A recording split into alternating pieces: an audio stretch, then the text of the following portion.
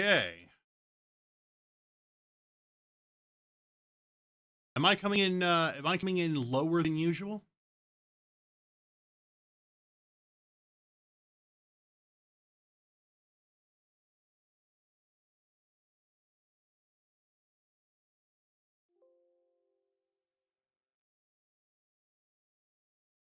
Oh, that was painless.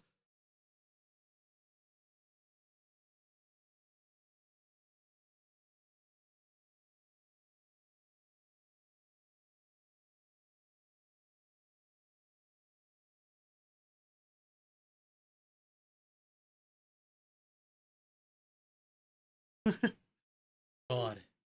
Fucking. Okay, everybody, well, except McKay, because she's going to be on my mic. Everybody is free to unmute now. Hi. Hello. Hello. I was supposed to have a limit of 2. I added 1 more so like Lo could jump in, but no. Okay, so okay. I had a Pixie in the thumbnail. Pixie's always pissed. So here's what we're doing today. This has been an idea I've been bantering around for a while, mostly just because I know it's a risk and yet I kind of want to do it anyway. Is basically it's just pinned in the chat on YouTube and Twitch the link to a server specifically for this stream. And basically how it works is that anyone can jump in and chat and pick my brain about whatever the hell you want, with the exception of instigating shit regarding like the rumor mill.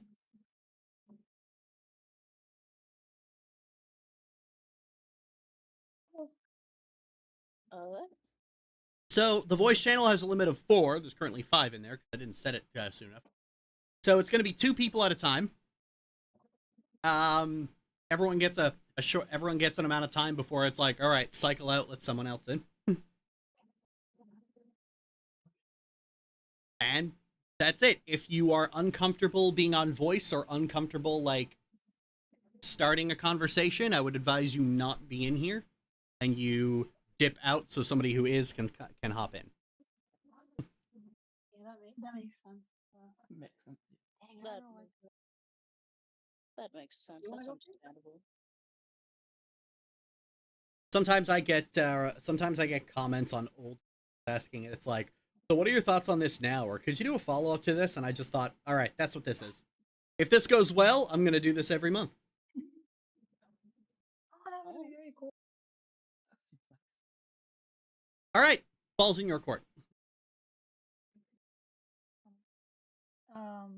Who's the lovely one? Do you want to go first, or should I? If you want, you can go first.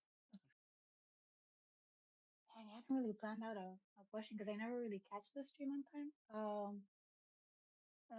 Are you gonna write any more stories about Ray? And no, TSR is no, TSR is gone for good. Okay. Well, I'm not. Yeah. Okay. Yeah. It is. The story is still up. It's not going anywhere. But no, there are no There's no intention on continuing it. Shit went down, and I really just don't like looking at it anymore. That's understandable with everything. I don't really have any specific questions. I have to pack to go help my grandma with something. So I'll probably leave and just listen to the stream. But honestly, it's just very cool. I guess to hear your stuff and to catch the stream on time. It's very cool. Been watching your videos I think since like middle school at this point. Oh wow. Like uni now. Yeah, I'm in uni. It's crazy. But honestly, big fan. Great stuff. Keep at it. Thank you. See ya. See ya.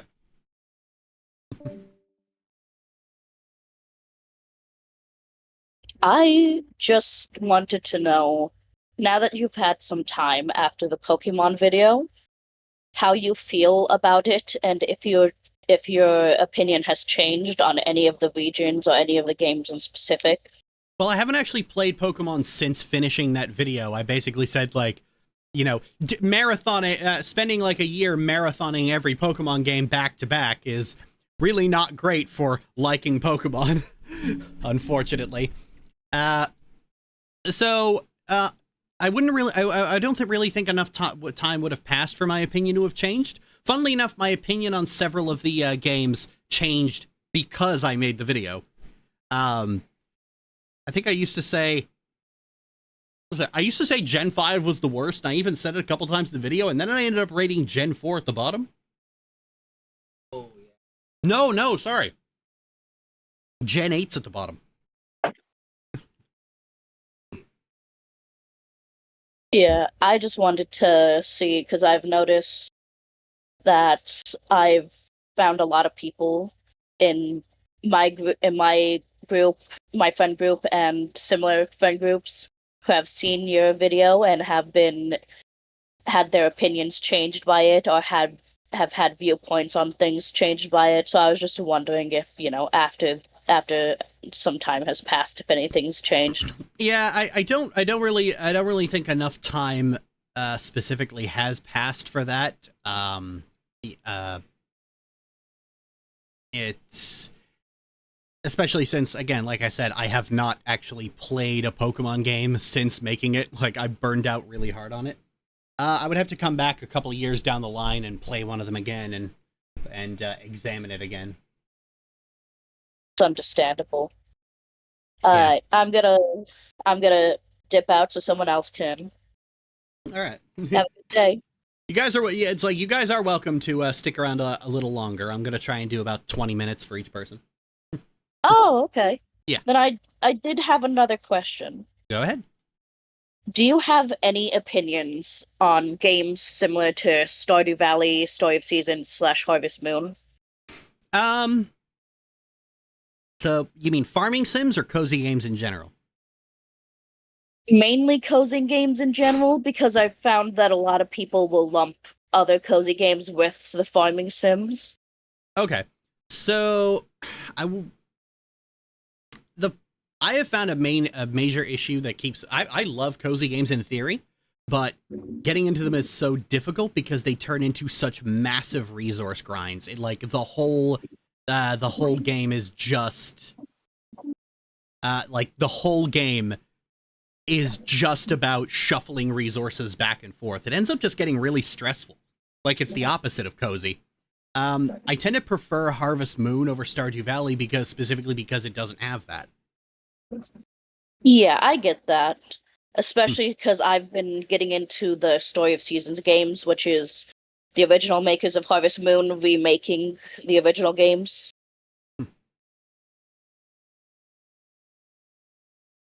And I've found that I've had a much better time playing those games as they've been remade and remastered than I have had with Stardew Valley, even though I got into Stardew Valley first and much earlier.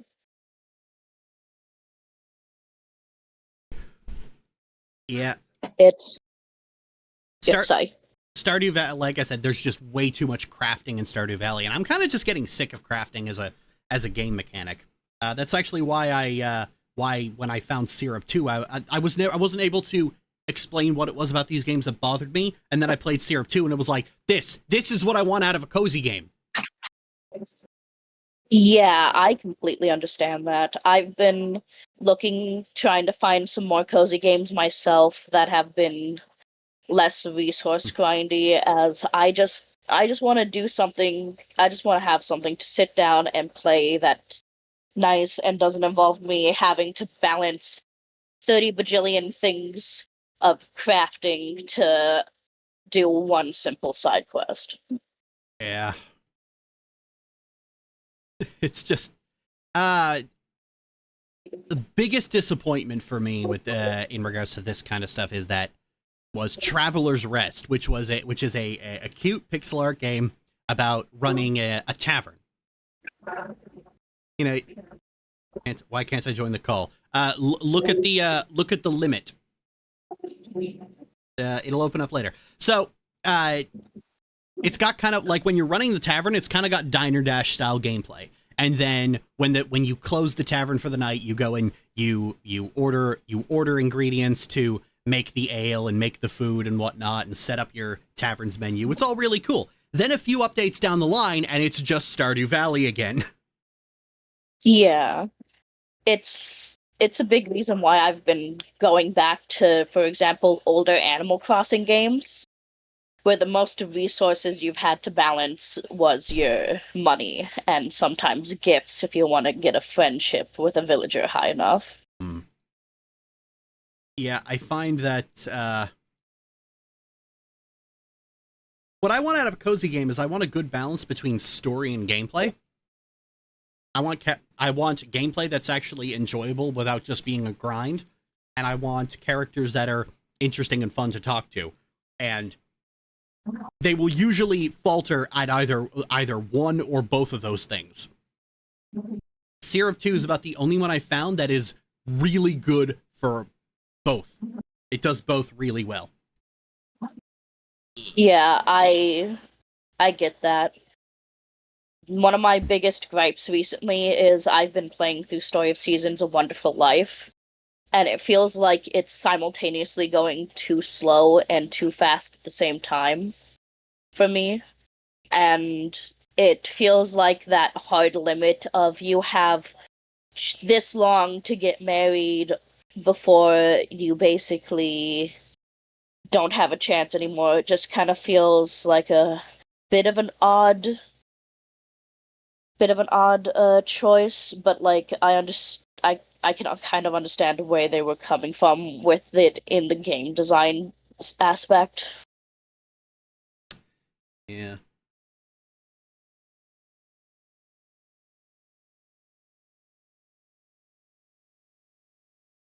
It's it shouldn't be that. It shouldn't like that. It doesn't help that a lot of these games, they're on early access almost in perpetuity, so they almost never have the thing that you wanted them to have in the first place. I mean, like with Stardew Valley, it's kind of the idea is like you're not just farming, you're becoming part of the community.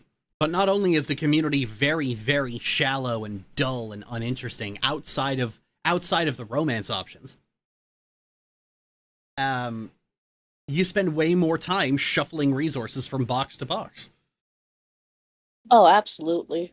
Especially if you decide to go the community center route, because then you have so much you have to put into it. And then there's the time sensitive parts of it where you only have so much time to be able to get that certain resource. Or sometimes there's only one day out of the entire season that you're able to get, for example, a catfish. And if you miss it, then you have to basically wait a whole year to get it again in game. And it's uh Nightmarish. absolutely.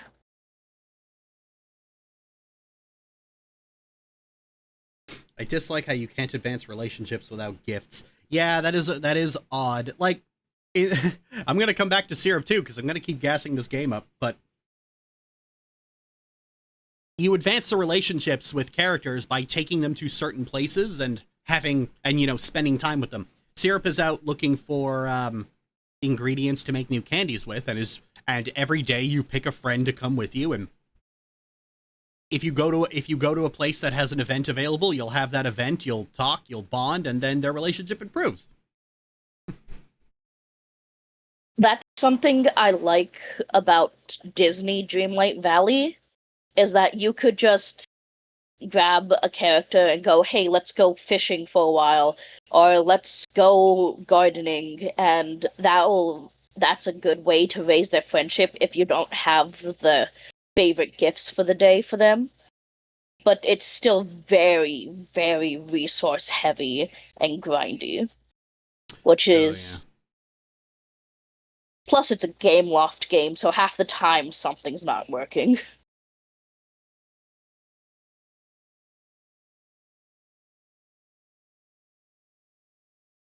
Uh,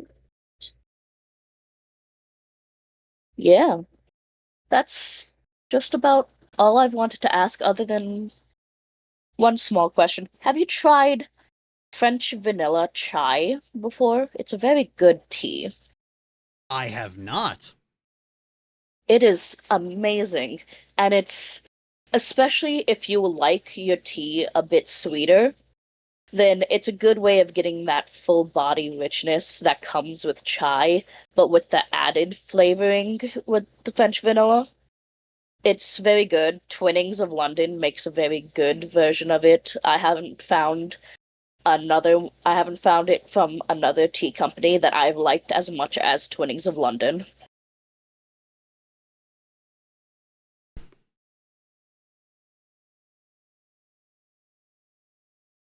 That's interesting. I'll keep an eye out. I'll keep an eye out for that. I do like interesting teas.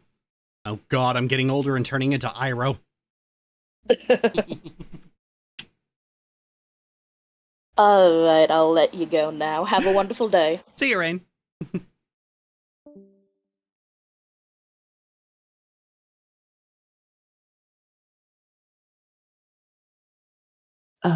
So I've got Go ahead, Quip. only Go ahead, Quipsy. well, one question. One question that's a bit silly.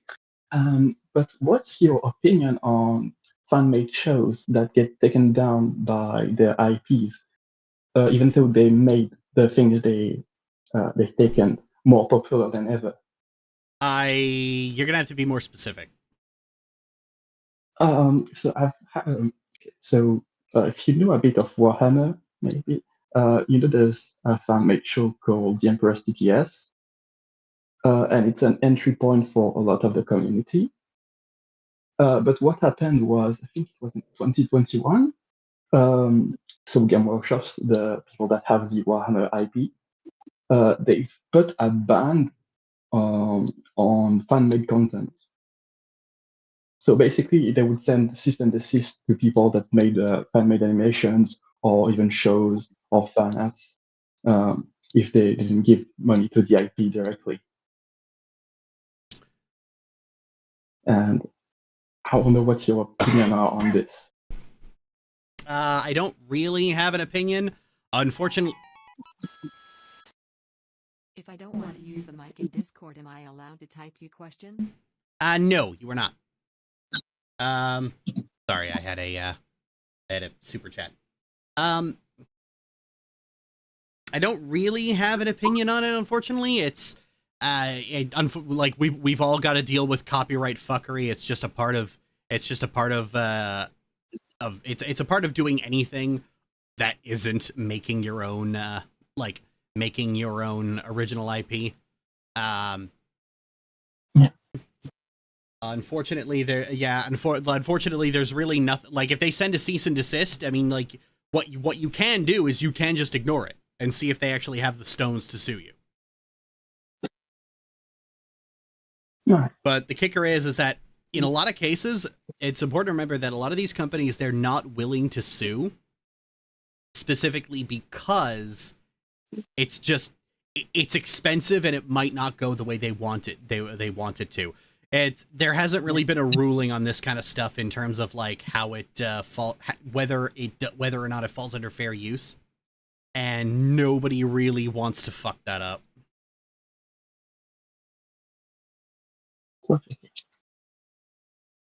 I also have another question. It's what's your opinion on the game Celeste?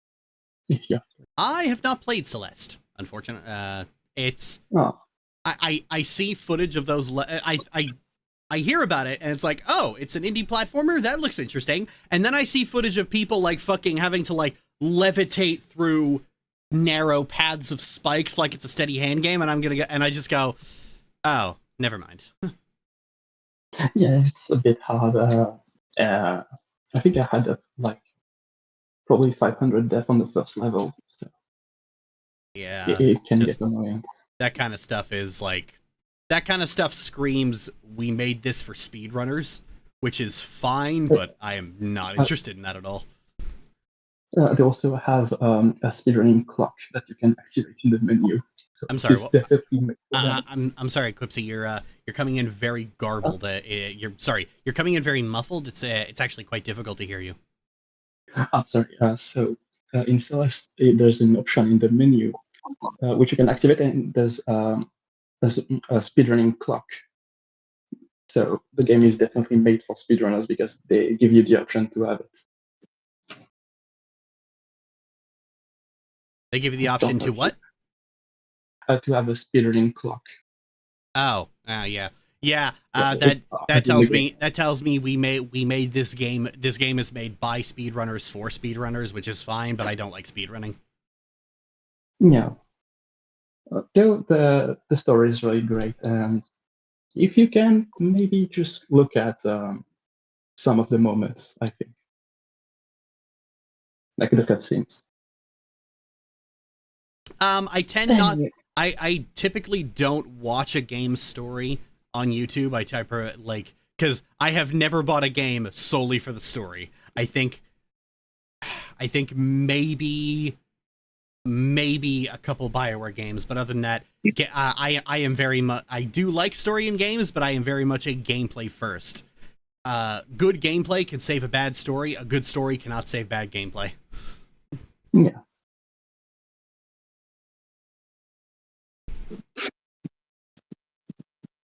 And the last thing I'll say is, please, if you can, I would like to see a review of the game Signalis.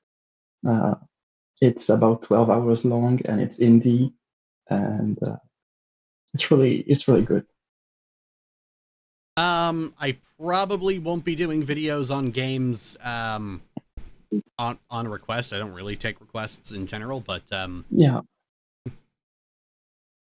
Look, when it comes to deciding whether or not to make a video on a game, it's either I really want to do it, or this game is really good and nobody else is doing it. So if I look around and there's already a ton of video essays on Signalis, I'm not even going to consider it.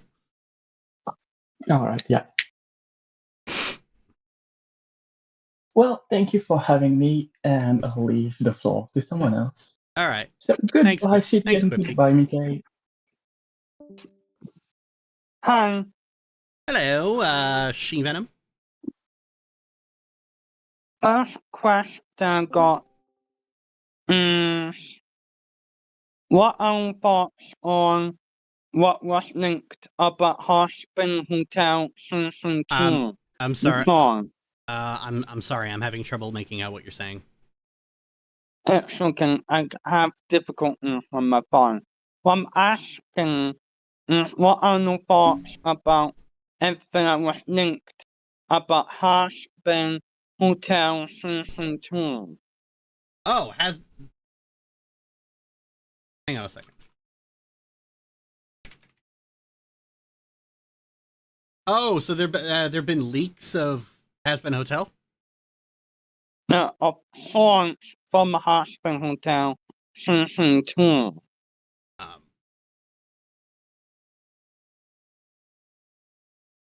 I'm sorry.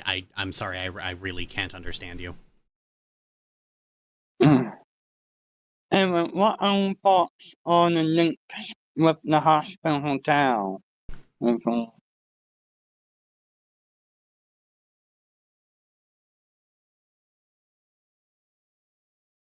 Sean, and just my phone is not great. Give me 1 second. I'm going to. I am very, very, very sorry. I'm going to enable where the fuck. I'm going to enable sending text messages, and I'm just going to ask you to type it out. Never got better.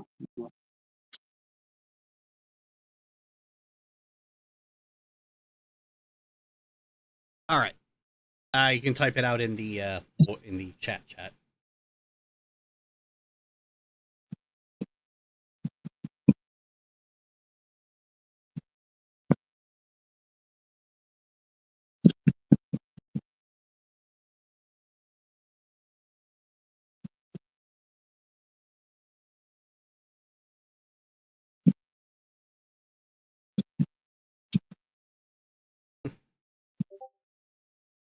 on the leaks of Hazbin Hotel. Oh, I said that.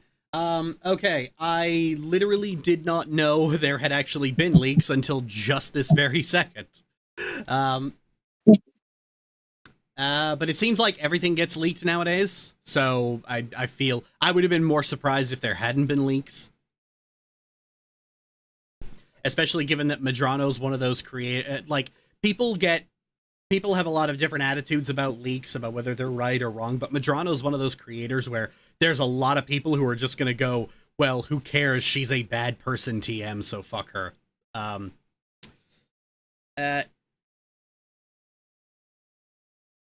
than that, I don't know anything about them. I don't know anything specific because I literally just found out about it. You know where there weren't leaks? Radio.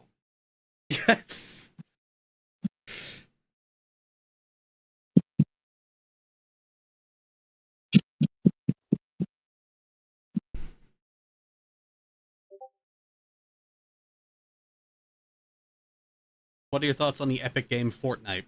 I played Fortnite exactly once, like, years ago, because it was free on my PS4 and I was bored one day, and then never went back to it.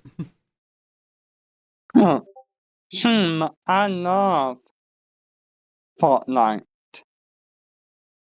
Huh. Well, that's good. I do remember there was this brief period where Fortnite was like, Fortnite was to millennials what Skibbity Toilet is to Gen Z. I never got that.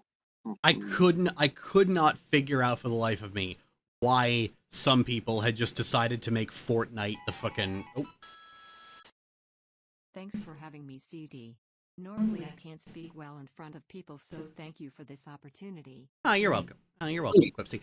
I don't know why people had it in their heads, but that, like, Fortnite was some kind of scourge on kids' brains. I think there's just a new one every week. I call it the Family Guy effect. There's something new that the internet has just decided is responsible for all of society's ills. So if it's not Fortnite, it's TikTok. If it's not TikTok, it's Family Guy. If it's not Family Guy, it's The Big Bang Theory. If it's not, or like the way some people just absolutely lose their mind over Friends. I never got it. I love Friends. It's my favorite sitcom of all time.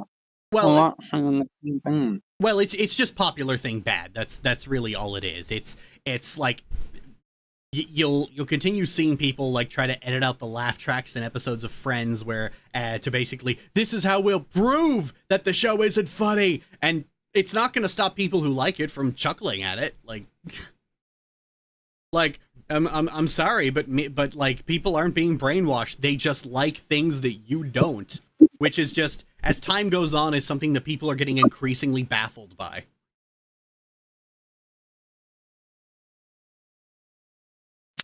And Fortnite was the same way. It's like,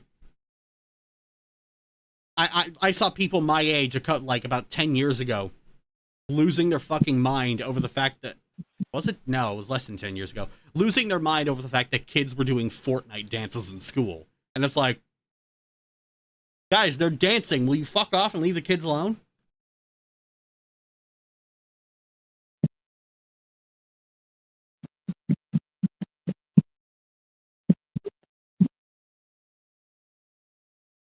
So fucking weird, but that's the extent of my knowledge on Fortnite.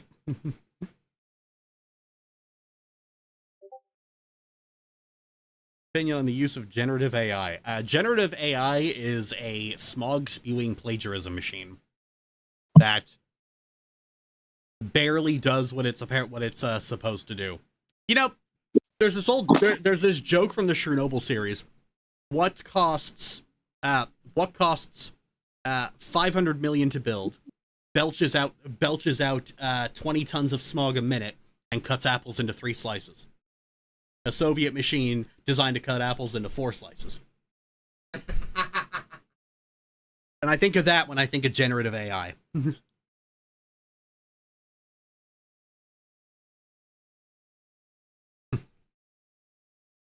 Okay, that's genuinely funny. Thank you, Quipsy.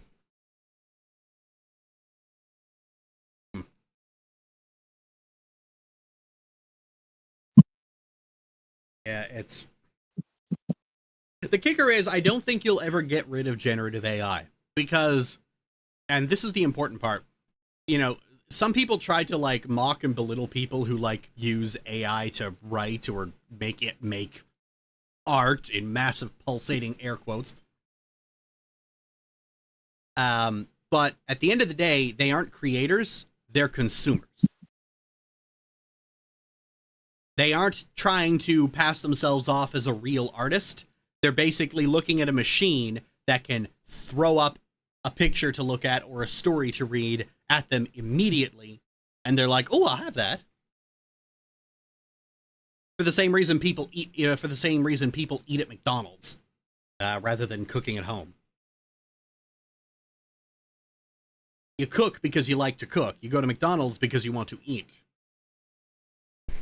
I have seen AI like call themselves like AI artists in quote and take commissions. I have no idea how good business is for them. Oh, there are Patreons for people who just make AI slop. Yep, there are people who have Patreons, and I mean, of course, that was going to happen. Of course, there were going to be Patreons for these people because, like, AI can make porn, which means it's never going away. Now that is just sad.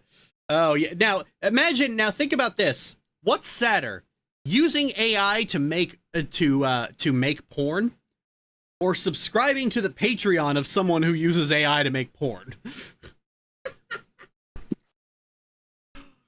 Fuck.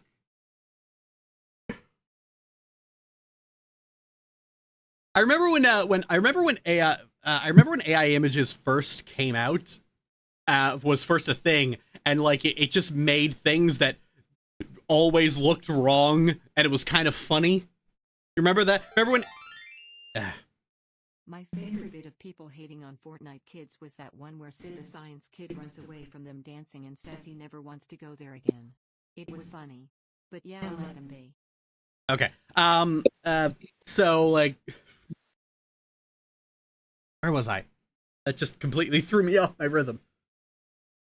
Yeah, like when AI images first came out, like everyone thought it was funny. It was like, oh hey, this is a funny little thing, and then it started. The thing is, it started looking passable, and then it was like, it's just okay. Finally, have you heard of or played a game called Skylander? I have not, Shivanam, sadly. Actually, wait a minute. I may have heard of it, but that's all I'd know. Oh, I had playing. It's fun. Oh yeah, I used Mechanic. I used to see that in Toys R Us. It was like Pokemon meets Disney Infinity. No. Yeah.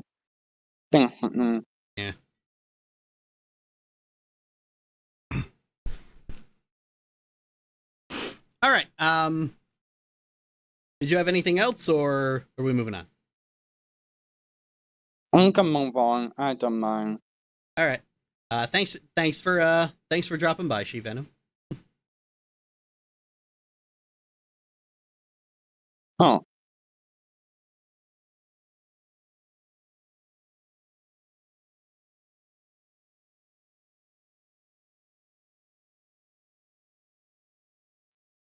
All right, Orpheus, go ahead.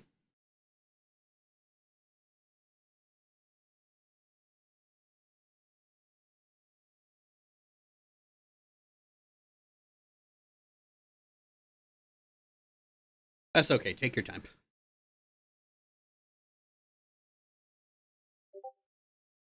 Can you hear me? We cannot.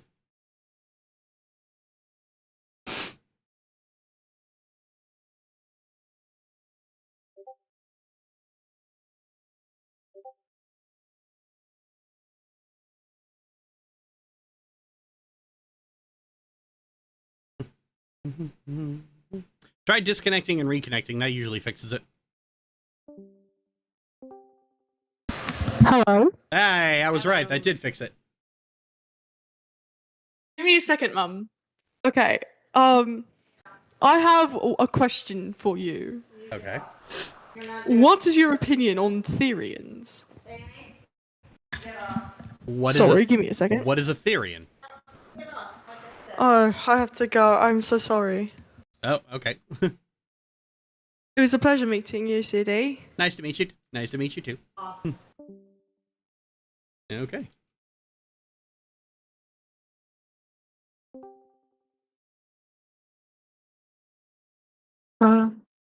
Sorry, me again.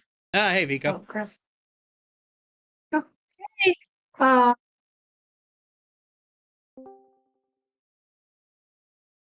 okay, so I remembered I do have a question just to. Oh, see hold if on, I can- hold on. Orpheus is back. Oh, okay. Sorry. Hello, ladies and gentlemen. Okay. So you asked me about Therians. What is a Therian? Yes. Somebody who spiritually is an animal. So a furry? Haley, I know you're just worried, No, there is a huge difference. So like an otherkin? but that's not okay. Just even.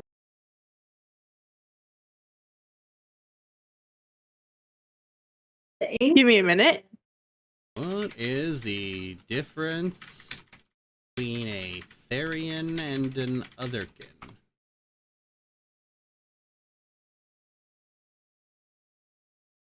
Main difference is that otherkin are creatures not found on Earth or deemed real by modern standards. Okay, got it.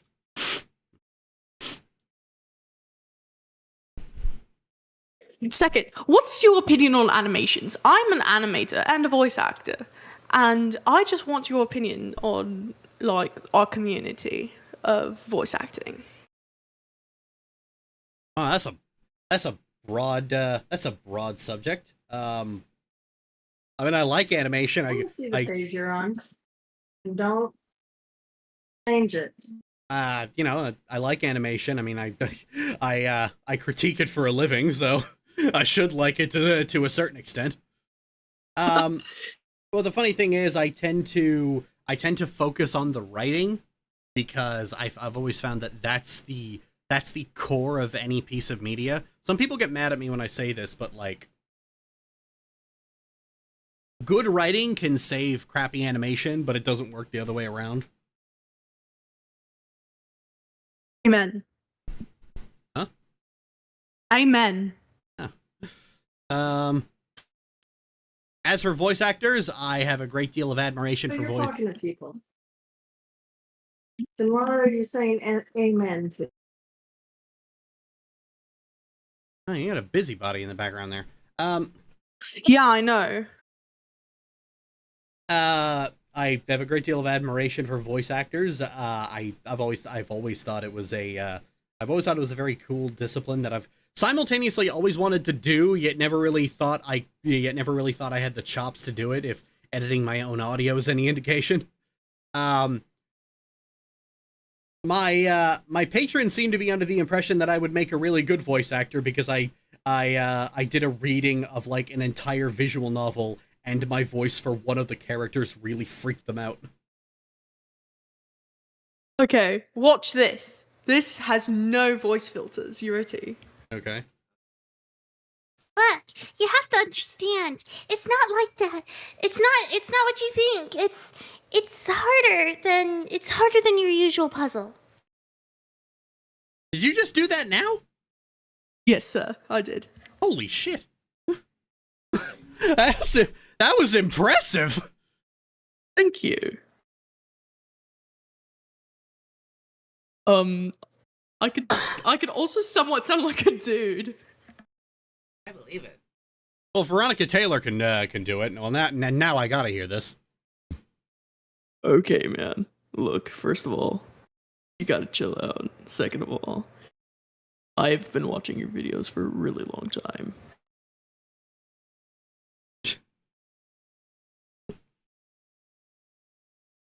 I can also do different accents. Like a combination stoner and skater.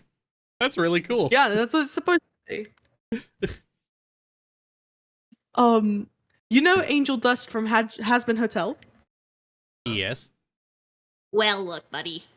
You can try, you can try. Is this supposed to make me feel better? Oh, that was pretty good. I could sound like a poor starving Victorian child as well.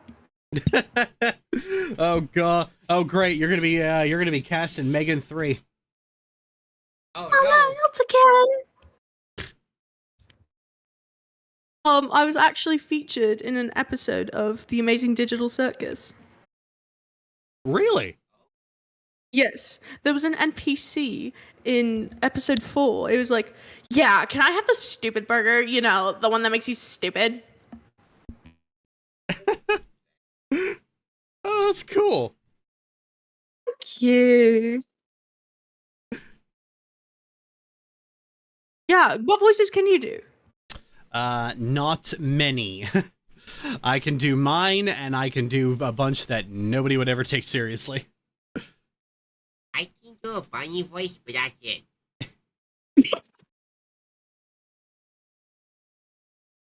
Can I read to you my favorite poem?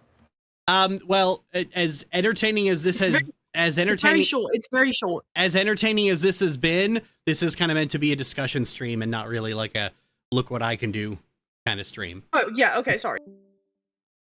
Okay. All right, go ahead, Vico.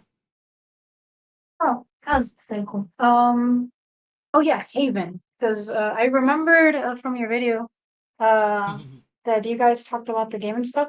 And because it was on sale, I got it. Great game. Do you guys have any opinions on it? Or anything? Just nobody else plays the game? Well, I do have. It was my video, and I'm still very proud of it. I do have a thought about it that I did voice, but I've kind of like gone back on. I discussed the idea of there being a version of the game where you can play as a female K and a male U. I understood the reason that developers gave for not putting that in, but I still thought it would have been a nice little novelty. Since then, I actually found a mod that allowed it to happen, and as I did say, it was a fun little novelty. I like Kay having her femme boyfriend into her. Right? That said, I do understand the concern the developers had about it. Where like you have like hooks and stuff, but then I realized as I went forward, it actually was a lot worse than I gave it credit for. But the stereotypes are like pet of it all, because with this version of the characters, it means that A ran away from a female mate and male U ran away from a male mate, so they go straight together in space. Which I realized, yeah, that's a problem. Are you talking to Alex Moeller or Whitney? It takes the appeal away. Because those are who played the NPCs in that episode. I'm playing it the female, Kai female U. As according to my friends, they call it the Gooner lesbian game. Which I just, can't fight back on at this point. The Gooner lesbian, all that. Wait, they Yeah, call it is, but Haven they call Haven that? Yeah, we had a whole discussion / debate, since one of my friends actually really likes GTA 5 and somehow said, no, actually this game is super empowering for women and Haven is actually a Gooner game, and it was like a whole debate. But it's very stupid, but How the fuck don't is really have anything Haven? better to How do. the fuck is Haven supposed to be a Gooner game? They saw the one loading screen where the characters are naked. And they were seeing me playing it, and they just saw that, and off of that, it was just it was over. It was over at that point. Ugh. Yeah, if you're They mostly do it in good fun though. if your friend is literally at testing that.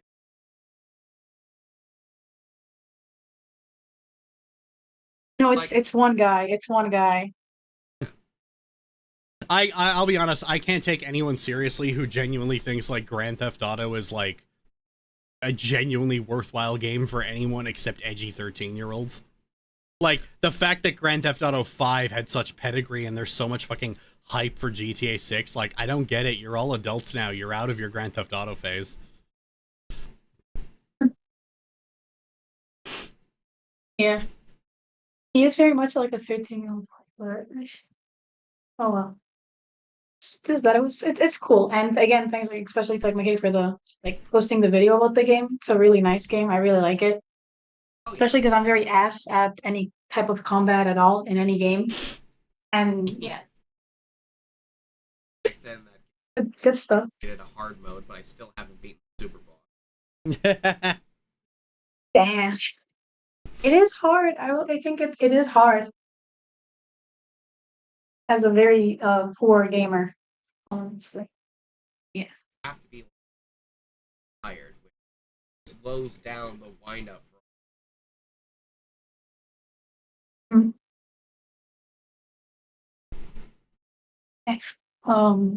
Yeah, like Haven's my coast. That's the one I could just turn on and ever like. It is. It's a very cozy game. It's very nice, and the colors are very nice, and the characters. Oh yeah, great atmosphere with anti-endogamy and a bit of Chernobyl in the background. Yeah. I guess I let someone else have their opportunity. But yeah, very very cool. All right. See ya. Hey, thanks. She Venom, your time was up. Somebody else has to. You have to let somebody else in. Oh, fine. I just have one.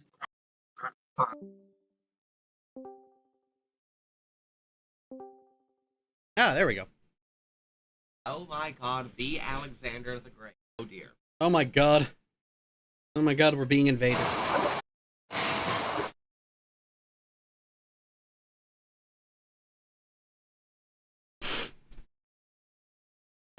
Testing. Yeah, we can. Can you hear me? Yeah, we can hear you. Good or shit? What? What'd you say? Good.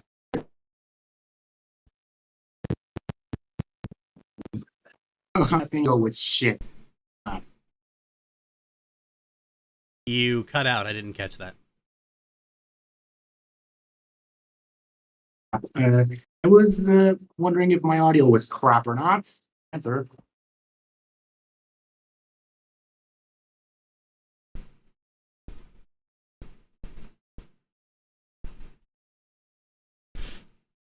Might be a silly question, but can we ask McKay questions too? Cap, I feel like you don't get it. It's like I said, it's not really like a Q&A thing. It's a discussion thing. You got to be willing to talk about something. Yeah.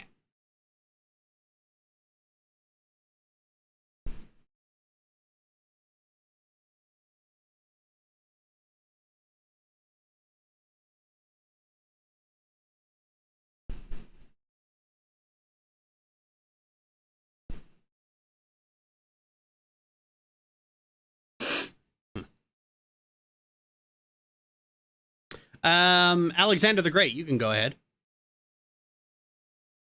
Okay. I guess that's because I kind of joined a little. I kind of joined a little bit late. I get a little bit distracted.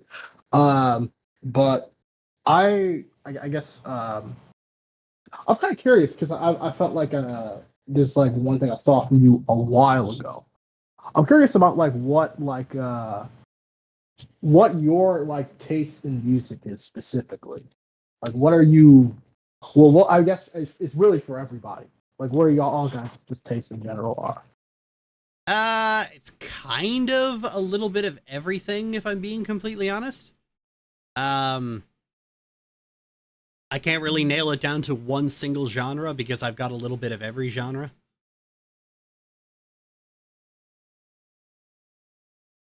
But I think the artists I actually listen to the most would be Glitch Globus and Dragon Force. I have the most albums from them. Globus does orchestra stuff. Oh, nice.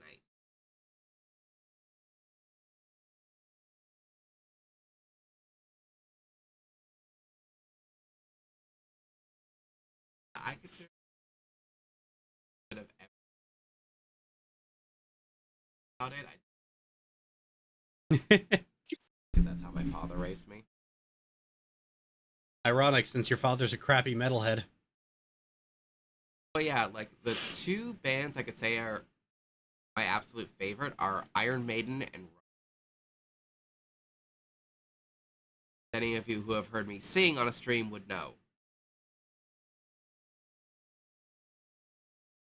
What do you feel like developed more of your taste? Would you say that's like more of just from like a lot of like your guys' like childhood experiences, or do you feel like it's just something that's more of I don't, or like some that like you just kind of like just found like more or less discovered yourself?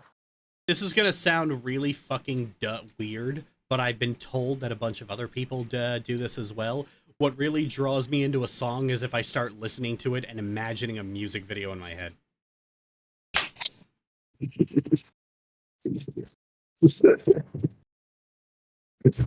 I kind of do the same thing. I'm gonna be honest.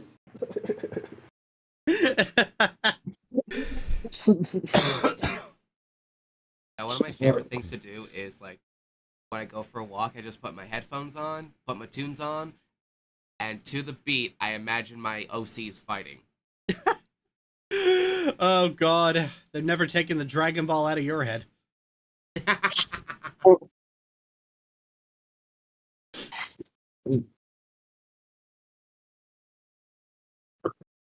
I just imagine just being like just listening to Russian and you just like literally just go every single time I'm a time signature changes and I just flips up. It just flips up the fight in some type of way. You just have to flip the way that you step. I have had moments where whatever it is that's dancing around in my head, like I stall and have trouble thinking of what comes next, and then I have to stop, restart the song, and go, okay, from the top. Oh yes, I do that too.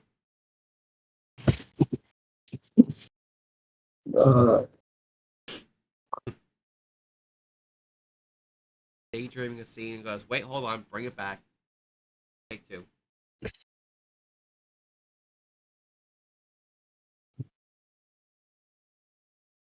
It's horrible, especially when you just get stuck in that loop.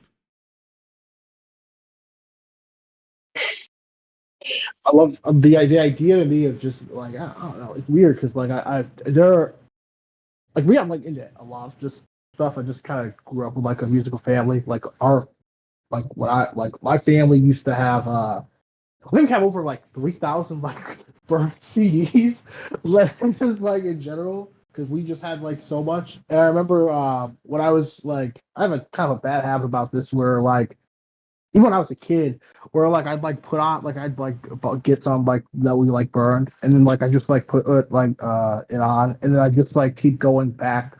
If I'm doing something like to enter a flow state, I just have to like keep playing like one song like back and forth, just to be like, oh look, oh I'm locked out. Oh okay, I gotta put this on again. It's like where you like keep going. So it's that. I do panic. Thankfully, my family never. It was around the time that parents were. Father was talking to me, and he said, and I quote, "I never saw this coming." Like immediately in real time, I rewinded my head to all those times I was a kid in the car with my mother. And she played predominantly country songs, and a lot of country songs about women either leaving or killing their husbands. And then I flash back to the present, where my father just said that, and I have to say, I never saw this coming either.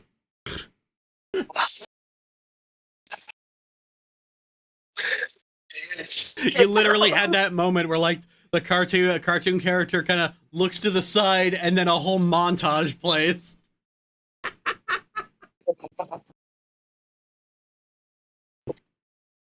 Yeah, it's like I never saw this coming. Close up on your face, whoosh. Guess your mother's singing along to "Earl Had to Die." Yeah, like it zooms into my face. Then you see 11-year-old me, and then I cuts to my mom in the driver's seat going, "I'm going home, gonna load my shotgun." Is that song that old? I think it came out in 2004. Oh, wow. My mother really likes her country music, and I have had the urge on more than one occasion to make her like a CD with like all of her favorites on it. But planted right in the middle is that one meme song about that one meme country song about being gay. Oh, that's great. And then just count the days before she texts me like, "You're an asshole."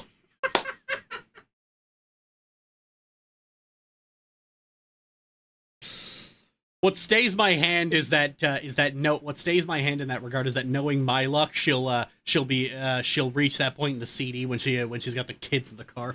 Oh yeah.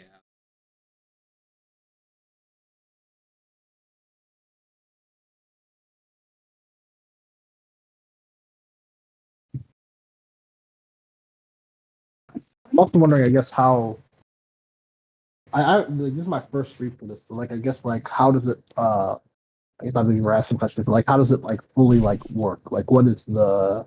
Is it just basically just asking stuff as like just more like Q&A? No, it is kind of supposed to be like a discussion. You have to have something you want to talk to me about, or like pick my brain about. It has it has mostly just been people going, "What are your thoughts on random piece of media?" Okay, because I feel weird because I wasn't sure why, because I was seeing that and like I saw a discussion stream and I just saw people asking like one question that's like, okay, they stop. I was like, is this normal? Is this not? Okay. Well, first of all, this is the first time I'm literally doing a stream like this, but I was on Tumblr for a good 10 years, and yes, this is often how it works. Just.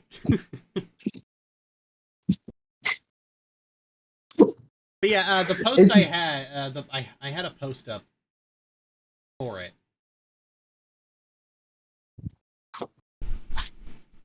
On reflection, I probably should have put this information in the stream and not just on a fucking random YouTube post. Yeah, the premise is I'll have a separate server open that anyone can join, and you could jump into a voice channel to chat on stream. Chat about what? Whatever the hell you want, provided I know enough about the subject to keep up and contribute to it. Want to ask me about something I only tangentially mentioned in a video? Want to ask me about an old video I haven't revisited? Want to ask me about certain videos that are expected at some point, but information hasn't materialized? Go right ahead. Only rules are you have to be 18 or older, don't be an instigating little shit, don't come in just to cause trouble or piss people off, and don't bother me about fashy stalker bullshit or ancient drama nobody cares about. Okay, all right. I just want to make sure because I always get like concerned. Sometimes like in Discord I just kind of get concerned where like it oftentimes to just feel like very static. Like not even like it doesn't even feel like it's sometimes as good as like an interview where it's like at least there's enough back and forth where it's like okay, one question. All right, all right, next person immediately, and then silent. Yeah, unfortunately, a lot of people just want to see if I'll validate their Blorbo. It was like this on Tumblr as well. I'm very thankful that was never on Tumblr. Very very thankful just in general. Oh yeah, like way back in like the mid 2010s, I was absolutely losing my patience with because I mean I was already on edge back then, but I was absolutely losing my patience with people who could not figure out. Don't just ask me what are your thoughts on X questions.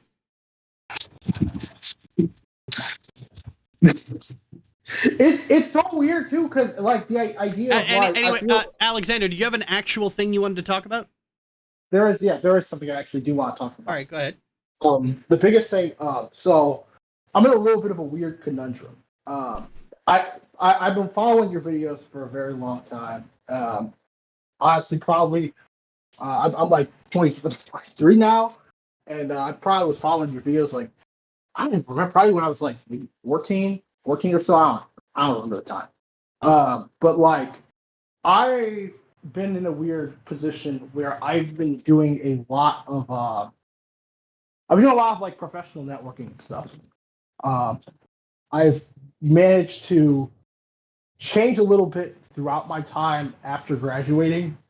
And I've done various contract work with other people, and I've had to basically make like more of my professional profile like in a certain way, right? Like I've posted like other stuff like newsletters or other things like that. Okay. But I've been getting to the time that I've pretty much been changing. I felt like I've been very locked in to trying to think of how I would describe it. A very specific way of trying to like talk to people who I literally do not even want to associate with whatsoever. But they're valuable people in the sense that they've given me found opportunities, I found contract work, other things like that. I want to try and change more of my content to like be, I guess, more focused on things that I kind of care about. But I'm scared about like losing my audience in that regard. How do you go about trying to like? Because again, I've seen you change, or at least change your content to something like very not different, but like it's definitely changed. How would you change your content in like that more professional setting for extra work without like trying to like ruin like not ruin, but like trying to like isolate your core fan base? Yeah, how do you pivot the content you make without losing your audience? Unfortunately, there really is no other option than to take the risk. There are like if we're talking about YouTube as an example, most of my subscribers are not engaged. Most of my subscribers subscribed because they liked the Korra video or the Steven Universe video, and they subscribed because back then that's just what you did. Like the video, if you liked the video, you subscribed, and they were never but they were never gonna actually look at their subscription feed like ever. Some people seem to operate under the impression that the subscribe button is like telling YouTube to recommend more videos. That's not how it works. But truth be told, you're either going to have people who are there because of the topic you're covering, or people who are there because you are covering the topic. If it's the former, you're basically dead in the water because that topic, like, you're gonna lose your audience eventually because that topic isn't going to be popular for very long.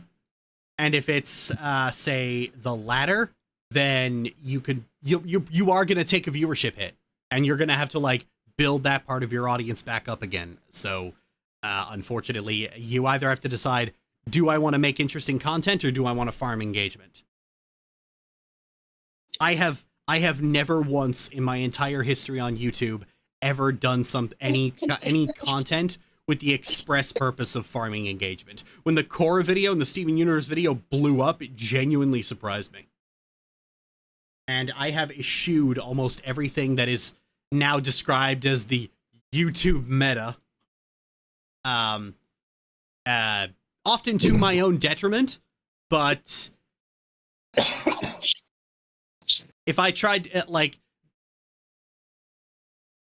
to do something like take a sponsorship deal, I genuinely get queasy because it makes me sick. Like, it literally makes me sick doing that kind of crap. And I would feel the same thing about doing content specifically to farm engagement and farm views. Like, the kind of people who make content farm videos about me, they do it because nobody watches any of their other garbage. But I could not be that kind of person if I fucking tried, because it makes me physically ill to do something that I consider so beneath me. So unfortunately, if you really want to pivot your content to something that you're really passionate about, taking a hit to your audience is a risk. It's just scary because I feel like if I do that. Like I want like it's just like I'm trying not to get too specific about everything about what the people I have, but I think the best describer I could have for them is like techno libertarians who follow me, and like I'm kind of like I've not really been that, but I've covered a lot of topics and worked with a lot of things that are very adjacent to that. But I don't literally want to deal with those people anymore. I kind of hate them, just in general. I unfortunately have no advice for that because basically from the very moment I started making videos, making conservatives and fascists and just vindictive people who end up thinking like them, I have made it very clear those people are not welcome around my content in any way, shape, or form. And I have oftentimes gone to great lengths to drive them the fuck out of here.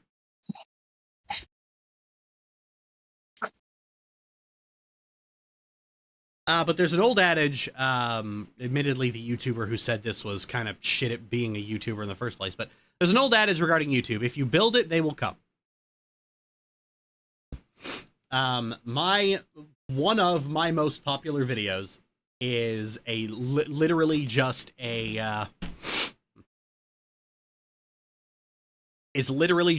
me describing what goes on in a game that was trending on Twitter for a while. And and nobody else wanted that kind of material on it. Like, nobody else wanted stuff that was deeply critical of it, and where the conclusion was, wow, this is really fucking boring. Or at least that's as far as I'm concerned. Every other video on that game was kissing its fucking feet. And for about a good 2 years, it was the most popular video on that game at all, so go for it. What about on other platforms? Again, like I'm not talking about necessarily. I'm not on YouTube as that type of creator. I'm on some other platforms. Then I don't really have any advice for you beyond that because I work on YouTube and I work solely on YouTube. Okay. All right. Well, thank you.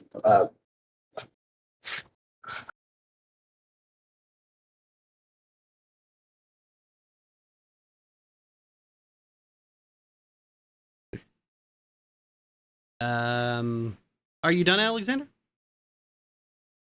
Yeah, I don't have anything else right now to ask or anything like that. Okay, well, there is a limit of like 4 in the channel, so you are gonna have to like disconnect.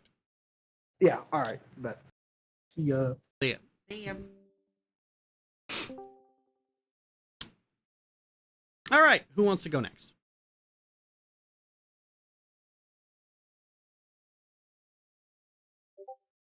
I can. Is your mic working, Fire Titan? Does it work now? Yeah, there we go. I can hear you now. Okay. So I've been waiting a long time to ask you this question. I want to pick your brain with this topic. Well, remember back in the first Dragon Age video I made, where you compared Origins to Warhammer? And that Where hold on. Where I compared Origins to what? Warhammer. No. Oh, Warhammer. Yeah, yeah. Well, in the community of Warhammer, I have been around people who are in the community. Honestly, I find that I want to pick your brain on that subject in particular. I want to know ins and outs of what you think of Warhammer and things like Warhammer. The only people I don't unfortunately I know I everything I know about Warhammer is surface level. What I basically know is that it's like a depending on its name, it's either a fantasy series or a sci-fi series where every single fantasy race is at their very fucking worst all the goddamn time. Makes sense. It's honestly, I don't know. I wouldn't consider it interesting. Well, interesting for you. I don't know how to describe it, but Warhammer is not like you describe it, but it's also weird. Weird in its way of using it. So I guess I just wanted to pick your brain about it because the only opinions I've seen are people who don't know what it's about or people who are sycophants about it. Yeah, sorry, I don't know much about it. Everything I see of Warhammer basically screams at me, you are not going to like this. Makes sense. Like, the extent of my knowledge basically goes as far as the humans are dicks, but the humans are dicks in every fantasy story. Yeah. In Warhammer 40k especially, humans are dicks, but the story seems to always want to portray them as heroes, even though they're dicks. Yeah, just like Warcraft, just like Dragon Age. Humans are always the most boring and most contemptible in fantasy stories. Yeah, the humans are assholes. You playing this game is human, so you're supposed to like them. Which is especially bad since the humans are basically space fascists. They're space fascists who commit genocide on the daily. Yeah, and we're supposed to relate to these people. Yeah, more and more I'm just finding I would basically more and more I'm coming to the conclusion that I don't know what kind of person plays Warhammer, but I probably wouldn't want to talk to them. Depending on where you are, it depends. The online community is rabid, let's say, and the tabletop community is what chill. It depends. On one hand, you have cartoonish stupidity. On the other hand, you have a whole bunch of fan stereotypes that carry over to a sci-fi set. Yeah, sorry, I don't really have anything else to add regarding Warhammer. Well, that's honestly perfectly fine, because it serves as a pretty good launch pad to my next topic. Stereotypes go way too far. No, Oh, hold on a second, Fire Titan. You're cutting out slightly. Speak. It seems like your noise gate is catching you. So just speak up a bit. Sorry, I'm just turning my head. I'm literally sticking my mouth in front of the microphone. Let's just say that I have a question.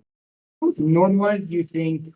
I don't know the term for this one, but would considered more as blind elf hate. Considered what? Basically, I basically want to talk about how in why settings tend to utilize such massive stereotypes on species like elves or dwarves, and no matter what these elves or dwarves do, the stigma stereotypes seem to follow it. Stories where dwarves can be massive dicks, but just because one elf is arrogant, they're dwarf. You know why that happens, or why do fantasy races seem to come down to the same stereotypes? yeah, and why do people not think beyond these stereotypes even when what is presented is different from that stereotype? Okay, well, the elves are an easy one. When Tolkien made the elves in Lord of the Rings, they were objectively better than humans in literally every possible way. There is no the only way in which humanity was able to become the dominant race on Middle Earth is because the elves decided that's been long enough and left. And so the fact that elves in Middle Earth are just better than you made a lot of nerds really angry because, fantasy is kind of supposed to be their escape. And so a lot of people have been trying to subvert or fix elves by making them either really haughty and arrogant or just writing these overly indulgent stories where elves are at the bottom rung of society. So you just get a new Fall of Silvermoon or a new Dragon Age every few weeks now. And everyone thinks that they've done this. Everyone thinks that they're the first person to do it. is that Really fucking annoying. they don't like a lot of nerds don't like the idea that some femboy is better than them. But funnily enough, like the elves in Lord of the Rings, they're not they're not even arrogant, because the fact that they're just better than humans is as mundane a fact as gravity. No matter how much humans whine and squeal about it, elves will always be better than them. Yeah, that's kind of the problem. Like, you know, they do stuff like, no matter how much Warcraft, for example, tries to focus and fixate on humans and human cultures, like we have the Arathi, who are like all half elves, but their culture is all human. Like everything Thalassian about them has been scrubbed away. But no matter how much they try to over focus on humans, two things tend to happen. Is that one, the humans end up being utterly fucking boring because they don't have a culture of their own in any way, shape, or form. They have some generic looking cities, and maybe they have some kind of like monarchy that resembles like Norse mythology, like that resembles like Vikings or Britain in the Middle Ages. But other than that, there's no culture, no nothing, because they are just blank slates for the player or reader to project onto. And as a result, elves always end up being way more interesting because they have a fucking culture. And your take on dwarves? I don't. People hate elves a lot. People seem to really like dwarves no matter what they do. Truth be told, I don't really think all that much about dwarves. I don't really care for them, honestly. Everybody likes dwarves because they're funny and Scottish. Yeah. Nice. That's really it. They're funny. They have beards. They have silly accents, and that's it.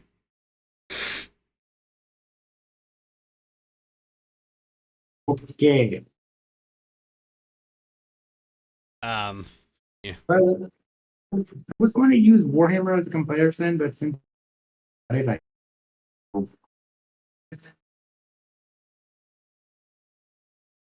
leaving me perplexed.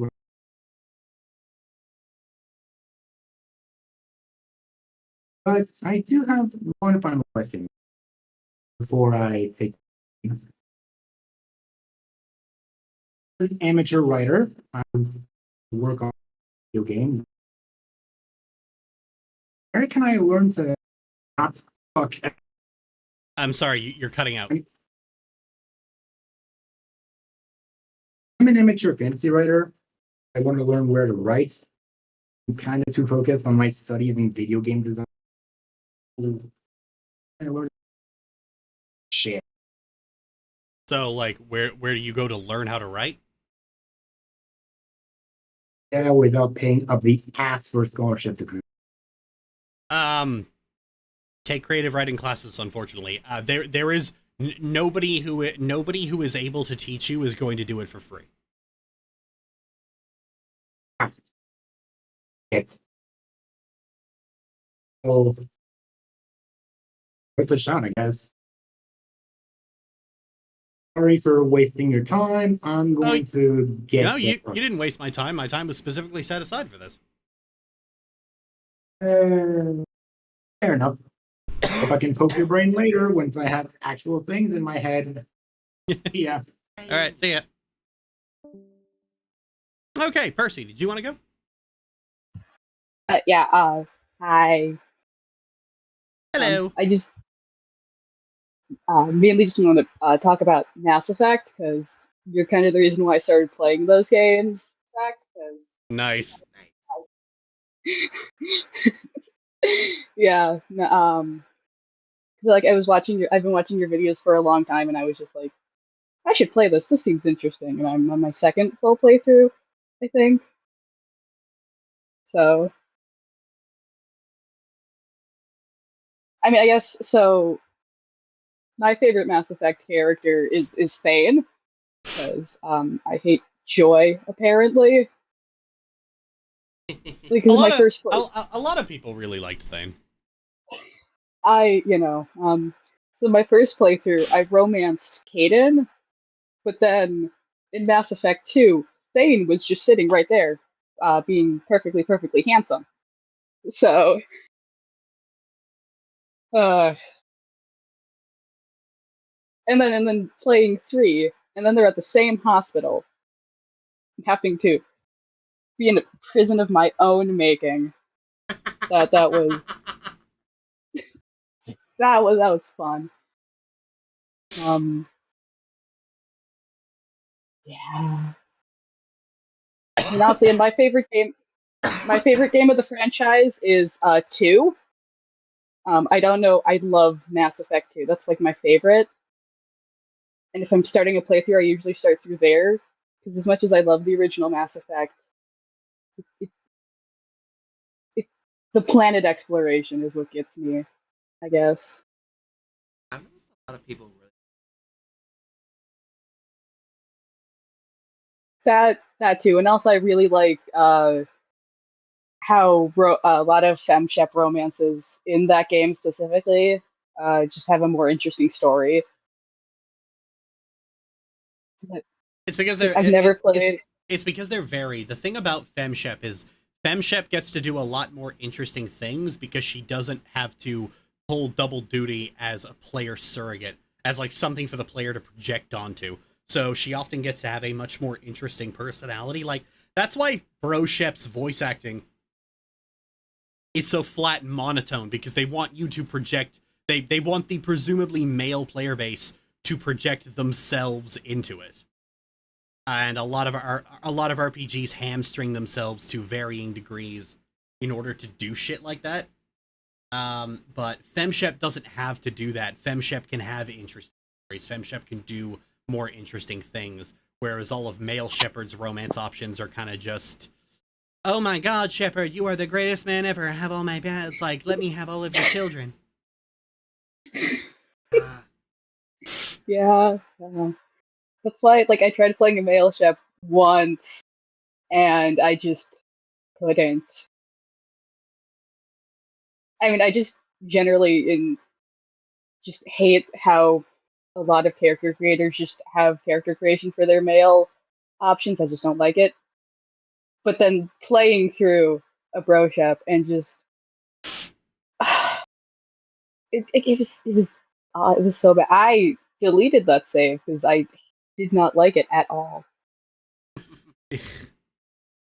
I have never, to date, ever tried to play as male Shepard. By the time I first tried Mass Effect 1, I bounced off of it. Honestly, I played a bit of Mass Effect 1, did not get very far. Years later, I played a bit of Mass Effect 2 and a bit of Mass Effect 3. Again, did not get very far. Then I bought the trilogy box set and played through the whole thing.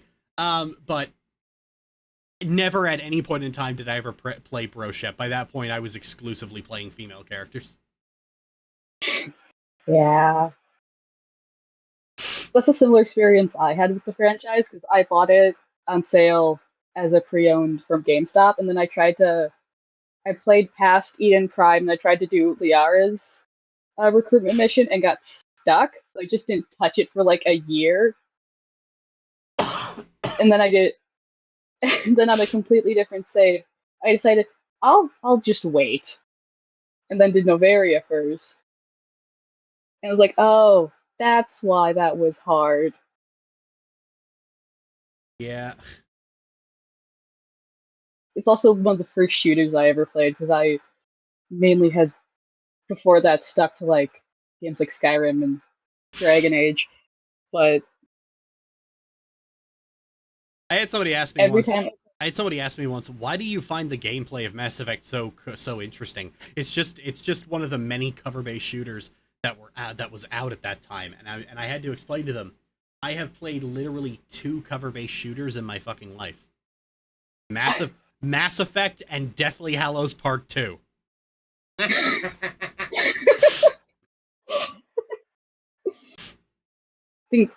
The only shooter I played before Mass Effect was Fallout. And every time I keep going for a new class, I'm like, I'm not gonna main a sniper rifle this time. And then I get the opportunity to, and because I'm a creature of habit, just, ooh, look at this sniper rifle. Like, I was playing a character specifically that I made for pistols, and then I got to the collector base in 2 and was like, it's gonna give me the option to play with a sniper rifle? Oh no.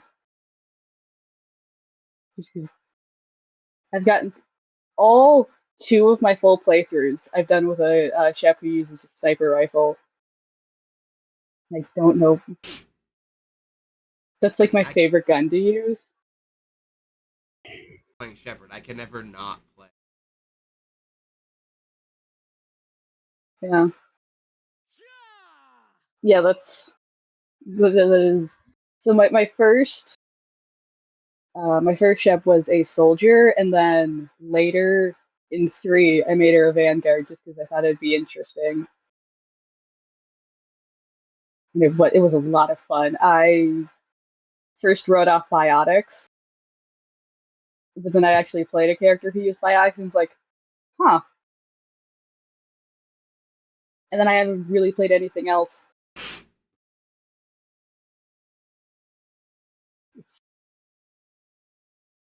Then also, one of my favorite things about Mass Effect 3 is how much it emphasizes Shepard's past relationships. Like, the scenes with Liara in 3 really just got to me. Mass Effect is one of the only video games I've ever actually, like, spent a dedicated amount of time crying over. Because it's just... 3 is a gut punch.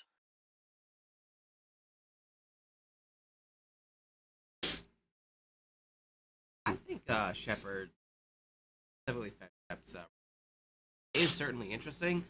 It's just that there is a hurdle with the first game. It's just kind of written like one of the straight romance, even though you can be gay with it. Oh yeah. Yeah. Two conversations with Liara, and it's like, "Are you into me?" No. You don't get out. You don't get out much, do you, Liara? I think that could be like in the same conversation where she discusses harmful stereotypes about her people, where they just think of them as sexual deviants. Oh, yeah. And then, yeah, that also reminds me of Ashley's line after we recruit Liara about asking her about her sex life. And I was just like, whoa! Whoa! It's literally just the line from the room. It's like, anyway, how's your sex life? It's just like, and that is a main reason why I have never once saved Ashley on Vermeer. It's like, before I transitioned, I kind of looked like Tommy Wiseau.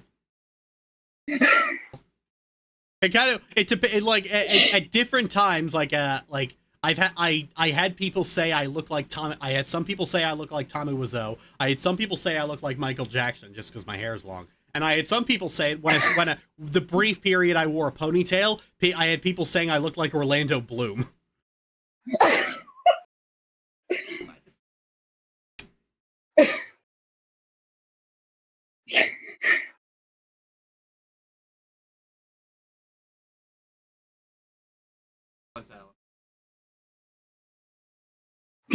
Yeah, I can see Tina Fey. You still have your bonnet on, by the way.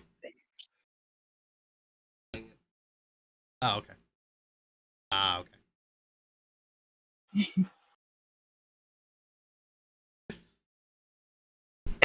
The range, my god. Yeah. The fact that I always wore the same black button-down shirt probably didn't help.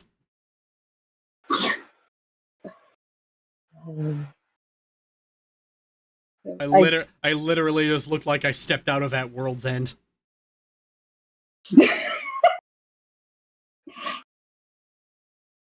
The only there is one surviving relic of me at that point in my life, and I will not direct any of you to it.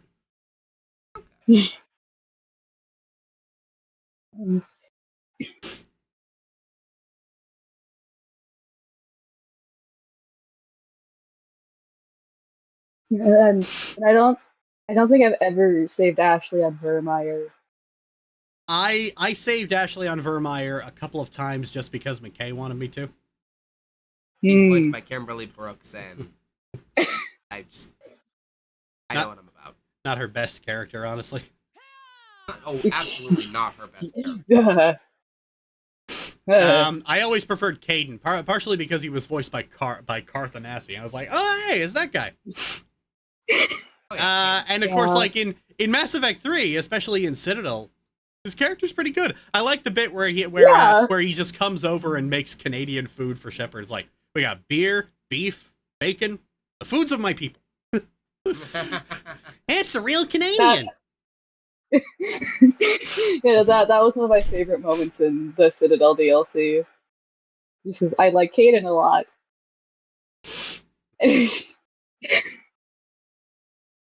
Citadel is one of my favorite Mass Effect DLCs to play through. And hey, like, you lose Thane around the time you get Caden back, so that's good. Yeah, I mean, I actually stayed loyal to Thane in Mass Effect 3. I even surprised myself with that because it's like, oh, I'm breaking from character. Cool. I mean, and I do really like the dialogue where you talk with him about this, just because it's. And I haven't played through that conversation in a while, but it's just I really do like it. It was interesting. Especially because it was interesting watching people complain about like there being only one gay male option on the Normandy, and then having to remember, oh yeah, that's right. Most people didn't save Caden and didn't realize that he's also a gay romance option in 3. Yeah. Honestly, what an inspired choice. That I like that a lot. Jeez.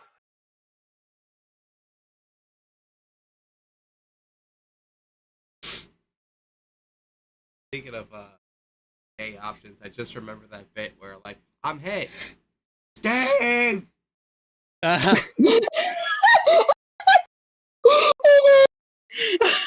There were supposed to be multiple different lines, but then there was like a bug and only one of them played. And then for some reason, not only did they never fix it, they never went back. They never went back to fix it for Legendary Edition. I guess because of the funny meme. I'm hit. Steve! I'm alright. You sure? That seeing Mass Effect compilation videos and just always seeing that just like is like I love it. Maybe it's like, it's I gotta say a big sign that that the entertainment industry is getting worse is that like 15 years ago people were weak in the knees for Garrus Vakarian, who is literally the sexiest man ever put into video games. And nowadays, who's everyone going absolutely ballistic over? Fucking Astarion. Yeah, I have friends. Andy Dick face with Stewie Griffin's voice. I love my friends, but they played Baldur's Gate 3 and they haven't played any of the original Baldur's Gate games, and they just latched onto Astarion. So we have had several conversations where they're talking about Astarion, and I'm over in the corner just holding onto Will very tightly. He's my favorite. Oh yeah. We used to be a country. Every day I wake up. There is a pattern with my video game romance options, and it starts with Garrus, and then just slowly progresses into Will, and it's just like writing in BG is some of like the greatest I've heard. And then you get people who are saying it's like, oh, Baldur's Gate 3 is like a gay utopia game. Honestly, like here's the kicker. The fact that you can have gay sex in Baldur's Gate 3 doesn't really make it gay friendly. It's just it's because the way it's like I gave somebody the worst kind of epiphany because I said people always give me shit for saying that the characters even the otherwise non-standard ones like Karlach are designed from a strictly heteronormative viewpoint. But, like, there's no dwarf or gnome companion, is there? No halfling.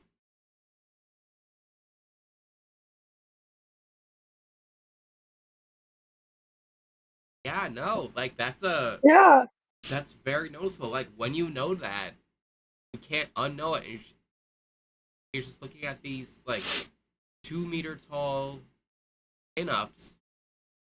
It just seems like, wow, the variety here is just left wanting. Someone in chat's like, oh. Yeah. Oh. And people can point it out, it's like, that's so weird, because you can be a gnome or a dwarf or a halfling, and it's like, well, yes, you can, but that's sort of a, that's sort of a default viewpoint of let the player choose any race.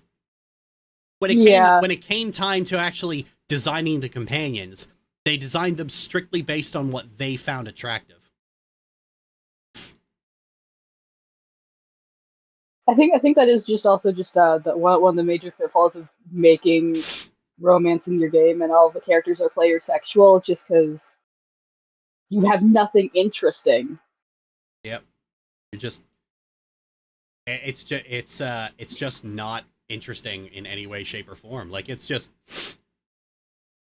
I never really found Baldur's Gate 3's like approach to sex and sexuality all that appealing, because it's very much horny 13-year-old watching anime for the first time. Like Shadowheart literally looks like AI generated anime porn.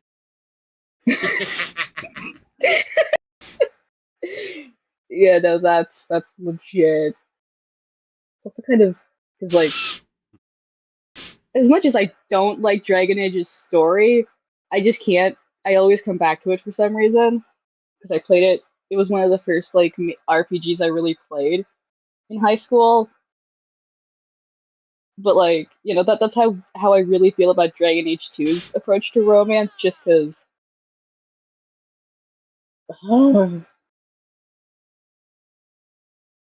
Yeah, and of course, every character's backstory in some way revolves around their sexuality in some way.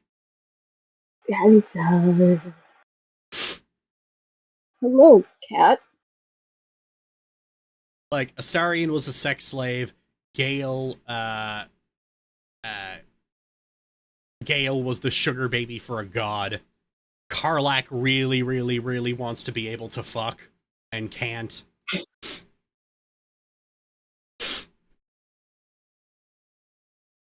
In early access, there was an issue with short races. Gnomes and dwarves would break so many cutscenes if you chose to be one. You could tell that the focus was not on any race that didn't use the default body type. Well, I imagine that the first thing they would work on would be all the races that can use the same skeleton. That does make sense. I mean, it was early access. I mean, like that game was in early access way too long, and for a AAA game, any length of time is too long. Yeah. I have a very, like, people have this question of, like, should you judge early access games based on, like, can you really judge a game that's in early access? And my policy has always been this. If you're in early access and you have a price tag, no, you're not. Yeah.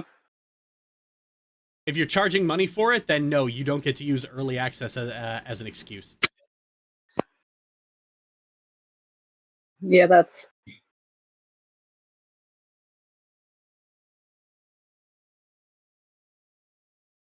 You know, because that's just like weird. Because you either.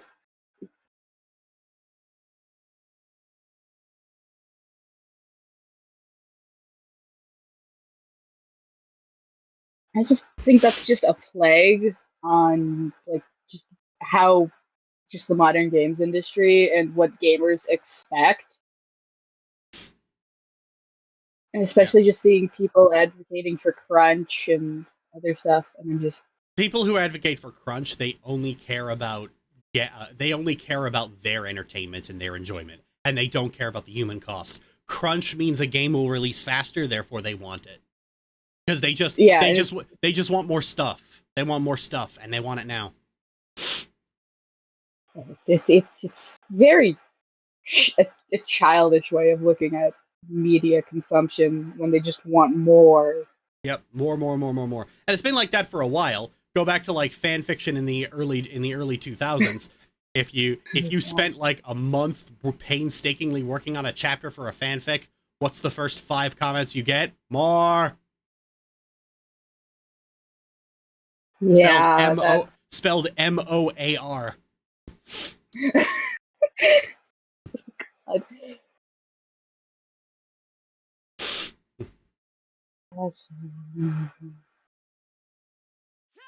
I think that's the reason why I keep finding myself going just more and more into the like older video games, just because I either can't afford new ones, or it's boring as just it's so boring.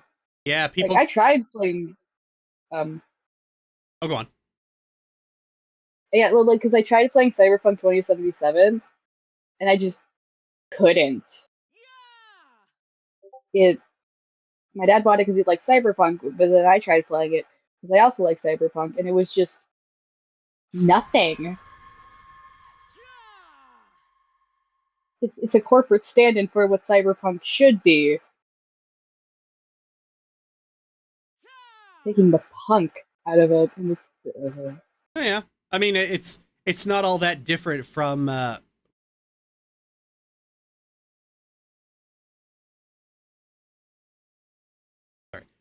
It's not all that different from young adult dystopia, from Divergent.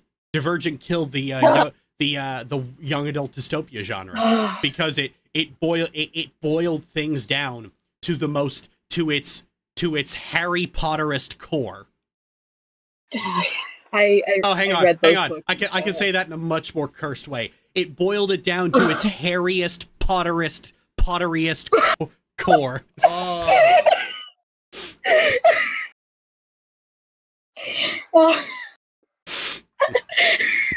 I married this woman. Yeah. It stripped all the themes out of it to make the safest corporate pandering YA dystopia ever, with all the tropes that made you a guaranteed success, and it killed the genre because at that point everyone knew that it clicked for everyone. These are all just made from prefab stock tropes. Yeah, it's because I read those books when I was in middle school, and I loved them when I was in middle school. And now looking back at them, it's like, oh no, these are horrible. One of my favorite things is that I can actually look back on media that I enjoyed when I was in like middle school and be like, oh no, ew. I feel like sometimes you'll find one that makes you go, oh, but sometimes you find one that makes you go, oh, I didn't appreciate this enough. Yeah, I mean, I've had more of a former rather than the latter, just because how chronically online I was in middle school. Yeah, whatever. Thanks for that. Kids use the internet. I mean, kids were using the internet a lot. Kids were using the internet a lot back when I was a kid. It's just that instead of spending all day on TikTok, we spent all day on Newgrounds. Oh, Newgrounds. Yeah. I love it. Yeah. I keep hearing horror stories from my friends about like how much like all of like just the NSFW stuff they encountered on the internet, and whereas I was someone who did not have a lot of internet supervision, I never found any of that stuff. I stuck to my dress-up games, and that was it. Yeah, like the internet back then, nobody, like pre-2013, nobody gave a fuck. It's like, hey, minors might see this content. The general attitude was sucks to be them. Yeah. Yeah. Jack and Daxter was property of that. Kind of feel like sites are going, oh, this is so cool. People drawing Jack and Daxter, all their friends, and oh my god, Jack, why are you putting your mouth there? I know. You know, now that I say that out loud, that might have been an indicator of the asexuality. When I think about it. The site I spent most of my time on back then was a site called TX Mafia, which was just like this really fucking. I gotta see if I can find it on the web archive. Oh, here we go. Here we go. Here we go.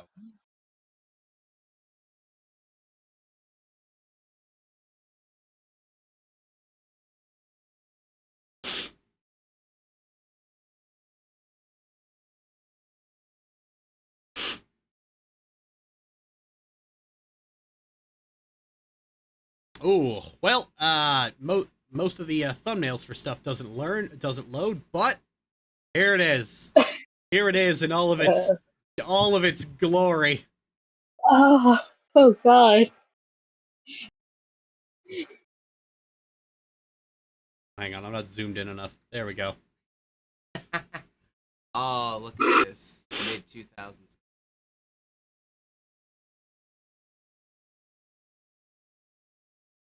Bootleg. All the funny images from the internet end up here, especially a lot of O'Reillys and Pones. God, remember what we had to call things before the word meme existed? Oh yeah. It's so beautiful, positively ancient. Let's see if any of these other these things will load. Oh, God.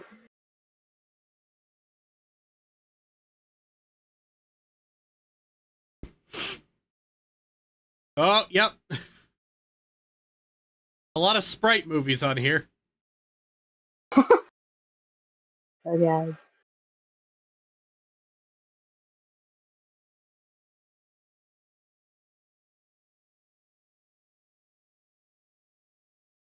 Watch such classic. The internet. Dumbass Mario. Sonic Uncut. Mega Man vs. Quickman. Metal Gear Awesome. Legend of Zelda We Are the Champions. Pocahontas Burned. Oh dear. Hey. Of course, a lot of Jeremy Sims stuff was here because of fucking course it was. Yeah.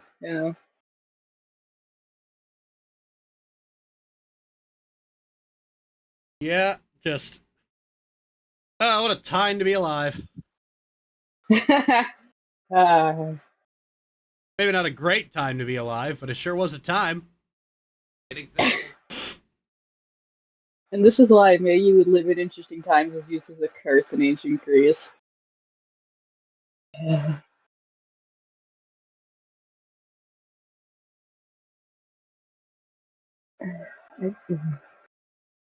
right. Yeah, like almost. I think it's time to let somebody else in. All right. All right. Fair Nice talking to you, Percy. Yep. All right. Who's next? Hi. Hi, Cap. Hey, so I actually did have a few questions I wrote down, but I'll, try to keep them as succinct as possible. There is one I was kind of curious about. So, CD, what do you, I know you've dealt with harassment for years up to this point. From your experience, what do you think is the most important tool to have when dealing with it, especially to the extent that you've dealt with it? Most important tool. A good support system.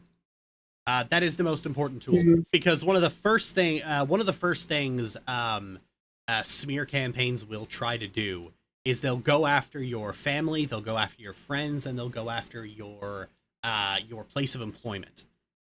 Pretty much the instant somebody tweaks the vindictive people on like TikTok, their employer is immediately being found and contacted because they want to ruin their life. They want to isolate them so that they can just continuously harass them and they have no avenue. They have no avenue otherwise. when the harassment campaign against me really started gaining momentum, it was either bother my friends with the accusations being made about me, but since all of them already knew about this stuff because I had already told them, when that didn't work, they just went the route of psychologically battering and abusing them. I have had my relationships with people hyper scrutinized to a degree that, on reflection, was designed to make the other person uncomfortable. Yeah, I was on. Yeah, I remember. You know, there was a few people here and there that I won't name because just out of respect for you. But yeah, that was. I mean, it's still heinous. You know, just looking back on that up to this point, it's just so many people that just got onto the bandwagon because they were just slighted once, or their egos were brushed or something like that. That's just it's parasocial. What happens is people idolize creators, and it's people who have a tendency to idolize creators as like the greatest thing in the universe, and then those people they're very emotional and they're very vindictive. And the moment you do something that rubs them the wrong way, they get immediately pissed off. There's one person who overnight went from being a regular in the server and on Tumblr to immediately slandering me everywhere. And what happened was I said Percy Jackson was kind of crap. My God. Yeah, I kind of dealt with a mini version of that. Actually, you know what? Yeah, it was about a year ago, and I think I actually did say this on your harassment video a little bit. Basically, what happened was I said something that may have been kind of like tactless in hindsight because I'm autistic, so you know. I like when my social thinking brain isn't on, that's what I call it. You know, I'll just kind of say stuff and not even think about it. It just happens. And someone they were bitching about me on their Tumblr. First of all, they couldn't directly tell me I was hurting them. So it was just like, yeah, they just bitched about me. Then that's always the worst when it's like, it's either somebody who is so fucking spady that they just straight up will not talk to you about anything, or they're people who they decide they don't like you anymore, and then suddenly a lot of the stuff you did made them uncomfortable. Yeah, but it was like they said something, and then I guess I reblogged something of theirs that I didn't even know was theirs on a different Tumblr. And then on Anonymous, people came in and just like harassed me and said, "Oh, you got bad vibes and blah blah blah." And I just went, I got at least like 5 messages of this, and then I just disabled my Anons, and I just said, "Okay," I made a mass post. I said, "Okay, look, I'm willing to talk about this," just to kind of give them a bone, just to say, look, I'm willing to talk to you direct about this if you want. My DMs are open. I'm just not gonna, have a non because I don't want to get harassed by this again. And of course, there was radio silence. Just no one wanted to come up front because they just wanted to bitch about me. Yeah, they don't want to clear the air. They want to be mad. No, they want to be angry. No. They want something to. They're mad at you, and rather than they don't want you setting terms, they want you to prostrate yourself before them. They want you to do everything on their terms. And honestly, the best approach to that is if people get unnecessarily angry about mild milquetoast shit you've said, just keep fucking saying it. All right, good to know. Like, hey, I mean, one of my most pathetic stalkers became a stalker, started being a stalker by absolutely crashing out over my Steven Universe videos. Yeah. But- I can't imagine, just dealing with that, over the years, over old shit that was being said because they're just so emotionally attached to this shit. There is something that really helps deal with that, and that is just the reminder that these people are blitheringly fucking stupid. And one of the reasons that they get so angry over this stuff is because you say something they disagree with, and they're confronted with the fact that they don't know how to respond to it. It's one of the reasons they keep shrieking media literacy, media literacy, media literacy, because it's a buzzword that's easy. If they had to explain why they think you're wrong, they can't do it because their brains have fucking melted. Right.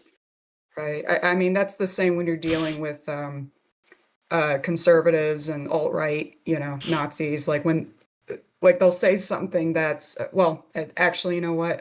What's his face made the alt-right playbook about this, but basically they'll say something short, quippy, and wrong while you're giving a more correct, detailed answer, and they can't talk on the merits of what you're saying, so they start attacking and cherry pick whatever part you're saying because they're moving the goalposts and they want to control the conversation. Yep. They want to waste your time. They want to. The goal of a lot of these people is, like, admittedly, they are very angry and aggrieved all the time, but they also really want to make you angry so that they can paint you as the unreasonable one.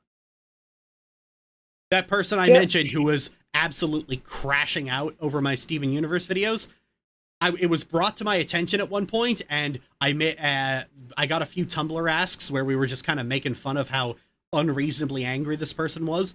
2 days later, they have a video up where the thumbnail is like me hunched over my keyboard angrily typing while their face is like cackling like some kind of supervillain. Like they pivoted instantly, and everyone noticed it.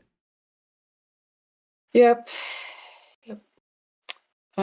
It's how these people always work. Like the guy who most aggressively says, "I'm not mad, I'm just amused," or "you amuse me," they are utterly fucking seething. And we've known this about internet trolls for years. Yep. They don't have anything going on in their lives, and they desperately need someone that they can feel better than because they know everyone is better than them.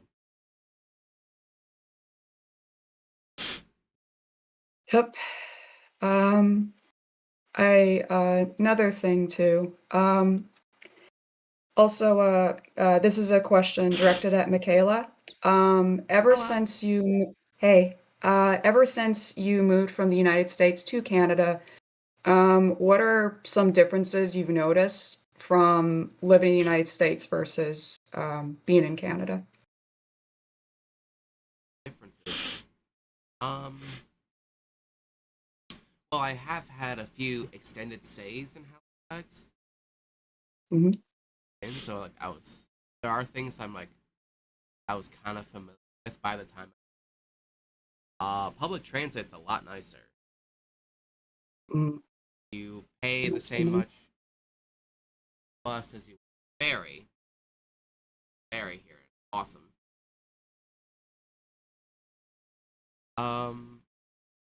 Money's prettier to look at. It's more color. Gold.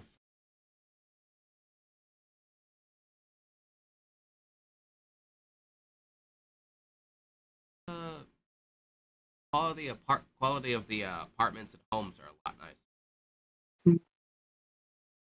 I was living in a 2-bedroom back in Rochester, and it did not take much for it to get to shit. The apartment here at the Miss is a lot nicer. I'm sure that brings the quality of life up it's just like a lot drastically. That really increase the quality exponentially. Yep. I'm happy for you. That's really cool that you're able to do that. Let's see. Here we have Pharmacare.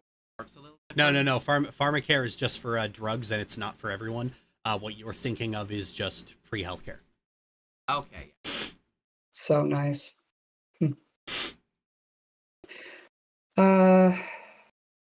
And I'll just do one last question because I know there's other people that want to come in.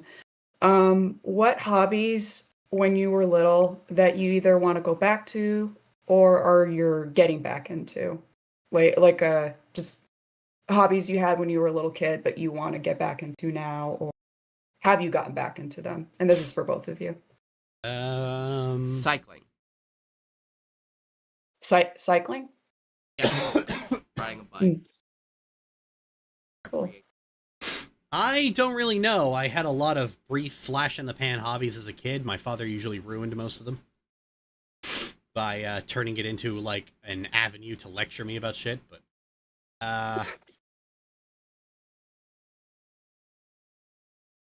yeah, he's not a well man.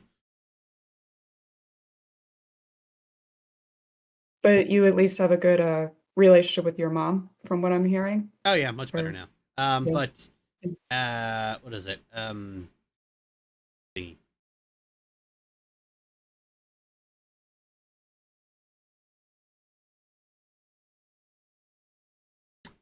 fuck, this is really hard to come up with. I guess I don't really have anything. Most of my hobbies now are things I got into as an adult. Yeah, I'm trying to think what for me. I've been trying to get back into reading because I read a lot when I was a kid, but then, internet happened and I just kind of slowly became something I just didn't do, but I'm trying to get back into it again. Mostly nonfiction stuff, but I'd like to read some fiction stuff too since I write. And yeah. Well, thank you for your time, both of you.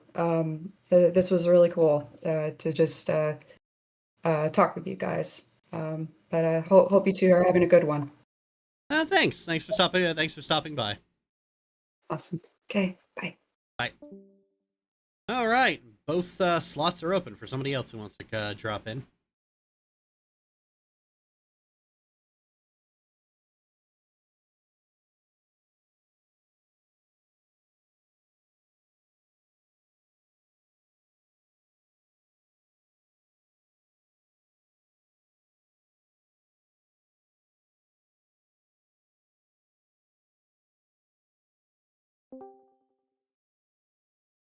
Hello, Kim.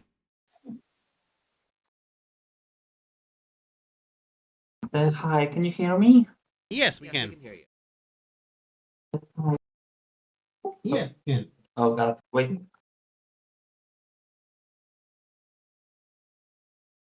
What was that? Oh, sorry, I had a stream open in the background and I could hear myself. So I had. Could I drop in? If Ken has cookie. If there's a slot open, you can feel free to drop in. It's first come, first serve. I wanted to say I really appreciate your content over the years, and especially the streams recently, because it's just I for some reason your schedule really aligns with my travels to work, so I can just like your early morning streams or late evening streams are very nice for travel to work, and it's just been a great source of entertainment for me. Oh And yeah, just chilling before mood. I really come alive at night. I'm a little darkness gremlin. Gremlin who likes the darkness. I wish I lived somewhere that didn't have as much light pollution. I want to be able to see the night sky lit up like a fucking Christmas tree. Oh, that's true. That have you managed to see like the last few months there were supposed to be these auroras in Canada visible. Did you manage to No, get I'm them? not in the areas where they are visible. Oh, shame. Like I tried. Like I actually did travel outside the city at 2 a.m. and I couldn't see anything because there suddenly were clouds. Yeah, And I spent the night. I don't own a car, so it's not actually possible for me to go outside the city. Oh, me neither. I took a bus and That'll do it. yes, a 2 a.m. bus. that was the driver was very confused.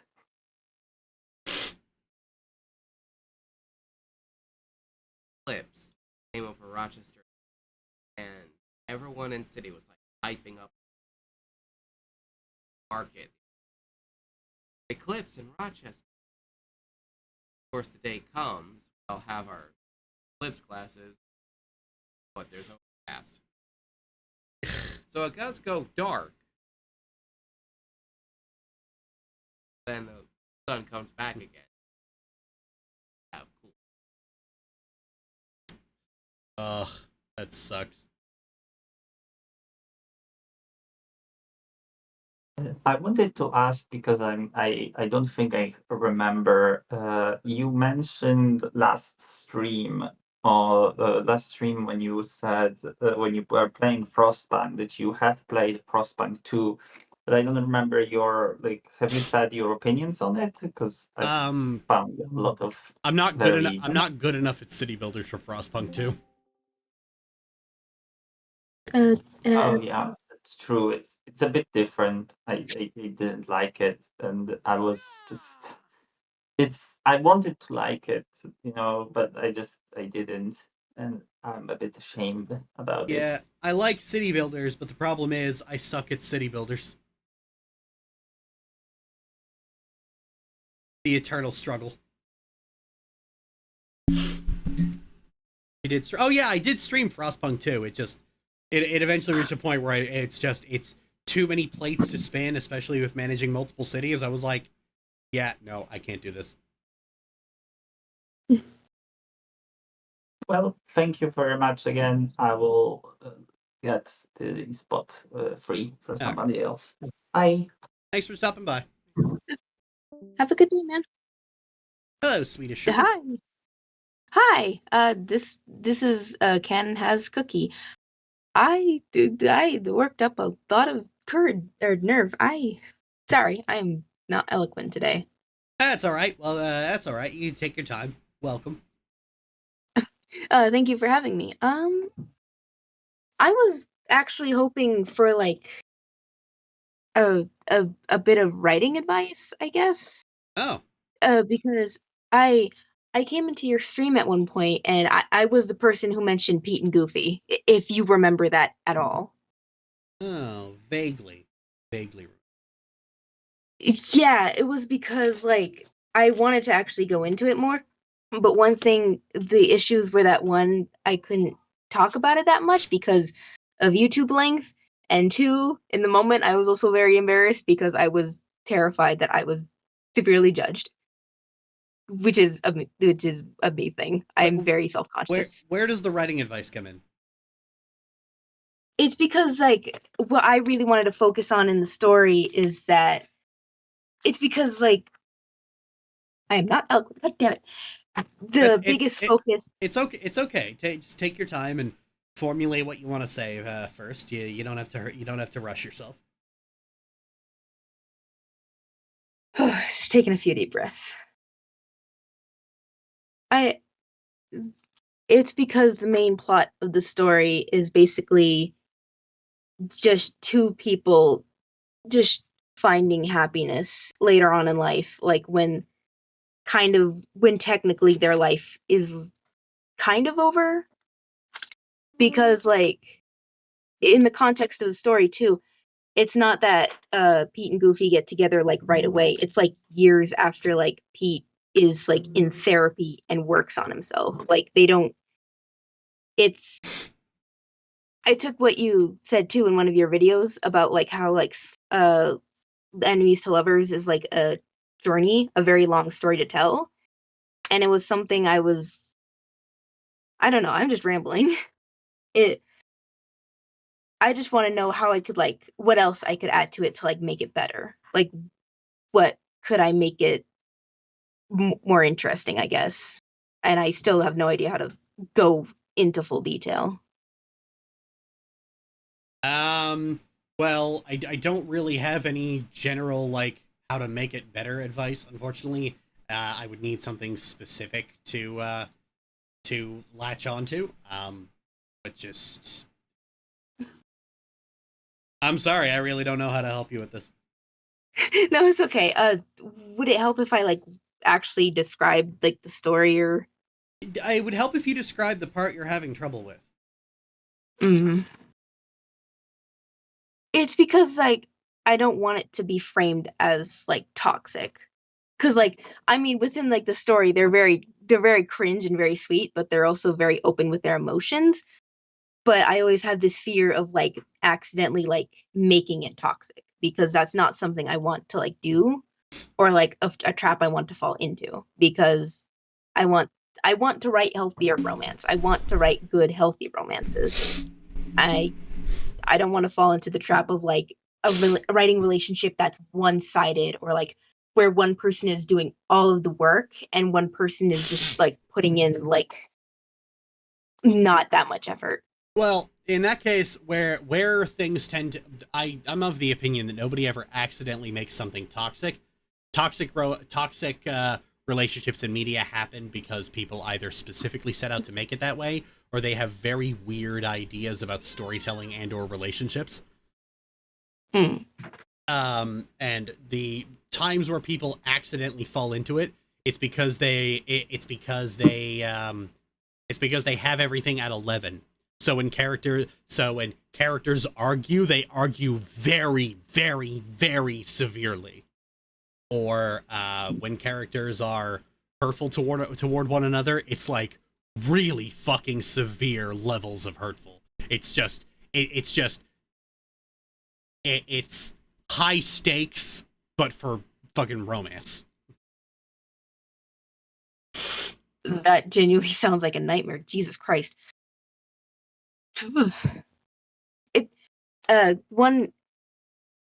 thing that I was thinking about too is that eloquence.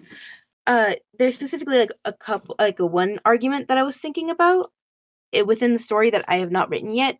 It's basically like a baby OC, and they get into an argument because it turns out the child that they took in is like disabled, and Goofy is like going straight to 11, going into like pure panic mode, and Pete is basically trying to like tell him like to calm down and that things will be okay.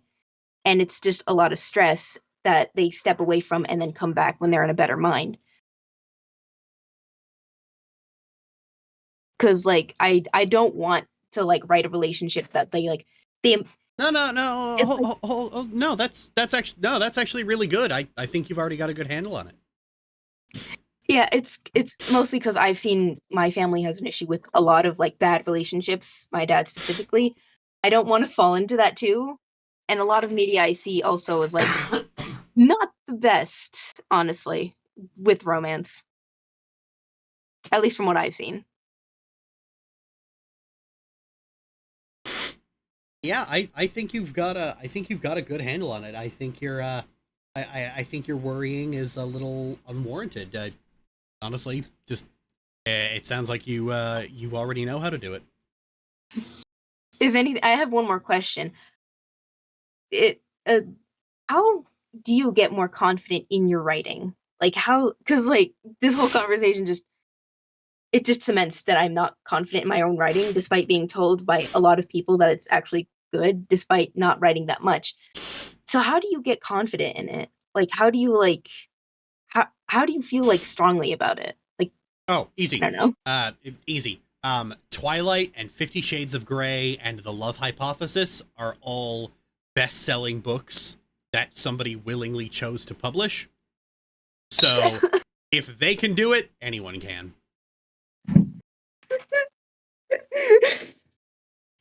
I wasn't expecting that answer. I'm so sorry. I mean, it's true. I'm tearing up. I wasn't expecting that. I was not expecting that response, but that is so fitting. Actually, that is a very good. Oh my god. Thank you. No problem. Oh, I guess that's all I really want to talk about. I just wanted to blather on my cheesy ass fan fiction because it's something that I love. I mentioned it in one of your streams too. I love like horror and like intensity, but I also really like the sweet smaltzy stuff. Like we need more sappiness. We need to be open about being sappy. We just need to be cheesy. We need to be more cheesy.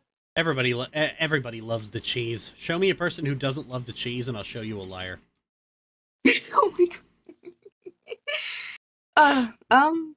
Yeah, I'll give my spot to someone else because I don't want to waffle around. But thank you for having me. I hope I can come in again soon. This was very fun. Yeah. This has been going well, so I'll likely do it again on the 1st of August. Thanks for dropping by. Sweet. Thank you again for having me. I'll still be in your stream, but yeah, thanks, man. Or we used to do this. We used to do this literally every Saturday in the patron calls. Oh, cool. I am too broke for Patreon calls. God dang it. Well, we don't do it I don't do it anymore because despite having a lot of mythic patrons, they just weren't showing up. Yeah, I do want to also check out that hamster video that you made because I am very curious on what happened. The title is just I want to see it. All right, I'll stop waffling around. Thank you again for having me. Thanks for stopping by. See you later, CD. See ya.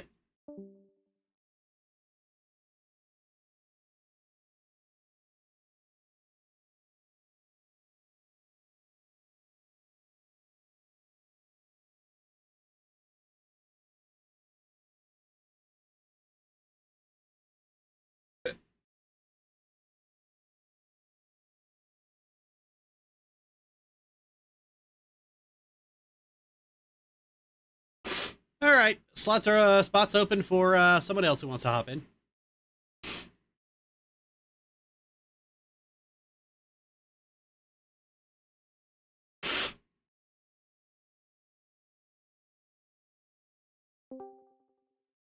Welcome back, Vico. Again. Hey. I was gonna ask if it's okay to talk about Pokemon and stuff. 'Cause I know it kind of probably burned you out to play all the games so quickly. If you got something specific you want to talk about, sure. About Nimona actually, the character. Go ahead. Yeah. So just generally, apart from her, like talking about the other characters, like what would make her such a standing out character overall compared to the others? Like, is there any other characters that you would say were good in Pokemon like Scarlet and Violet, and just like the reasons why Nimona was so cool? I haven't gotten a chance to play the game yet because it's too expensive and I can't figure out the emulator. But I do want to play Pokemon Spain. 1 second, I'll be right back, and then I'll answer that. Yeah, sorry.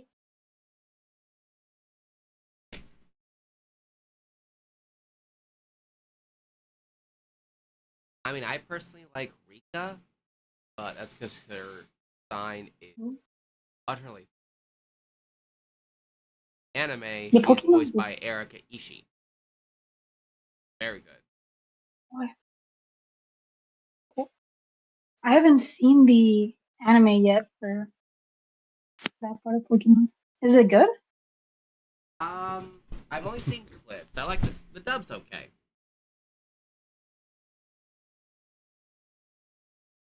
The only clips I've seen of it was on the ads in Spanish. Okay, I'm back. Well, so the reason I always thought Nimona was good is because they did something different. Like the stuff they do with the rivals, like the fact that it is just something different is already enough to make it like, okay, I'll see where you're going with this. But what makes Nimona interesting is that her story is very personal. It's not really tied up in the main plot all that much. She kind of comes along for the main plot after the fact. And the fact that it's an interesting look into what happens when you're at the top, nobody, like, what happens when you really love battling to the point you get so good at it you outclass everyone, and now nobody wants to battle you, so you have to, like, hold back, and you can never really go all out. There's nobody on your level, and it's kind of, you know, it's kind of sucking all the joy out of your favorite hobby. So the fact that the fact that this is a new person you're meeting, the fact that you know, rather than the game just saying hi, it's like, this is your best friend. Aren't you excited to meet your best friend? It's just, you are literally introduced to her from the start, and it starts off on that foot. Like the moment I stopped and went, okay, I'll see where you're going with this, was when Nemona asks, do you want to be friends? And I just said no, and she went, oh, did I scare you off? Maybe I came on a little strong. And I was like, okay, that's new. All right. Then I was like, all right, I'll see where you're going with this. Wish they did something like that with Iris, because she becomes the champion, right? I might not be too remembering well all of the Pokemon stuff, but doesn't she become the champion? Oh man. Iris does become the champion, but you know, I don't really count Iris as a companion. She's a gym leader. Sorry, I didn't play the game. Mostly played Gen 2. But I do remember her in the anime, so I thought she was a companion. It would have been cool, because if she becomes the champion, that would have been a cool thing they could have done with her. The fact that Scarlet and Violet kind of have this overall theme about love, which is just a good theme in general. Whereas most other Pokemon games tend to have this theme of tend to just take this really weird ham-handed philosophy. Like, they're trying to be big and important, but they keep forgetting that they're fucking Pokemon.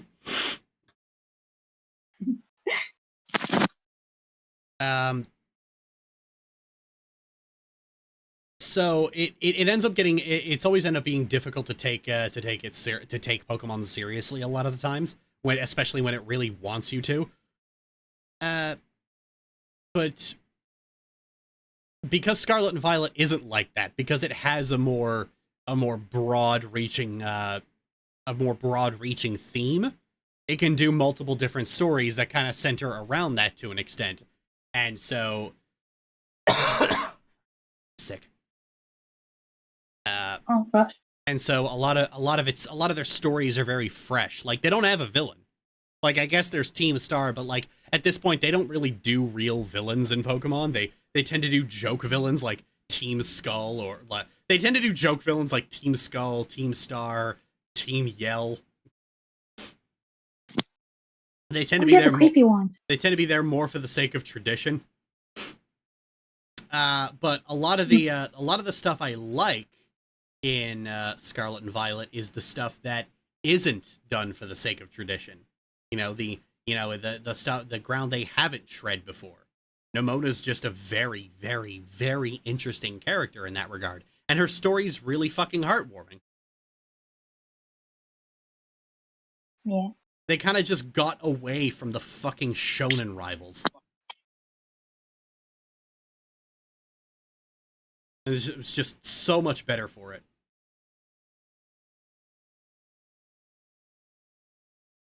Yeah, I think so.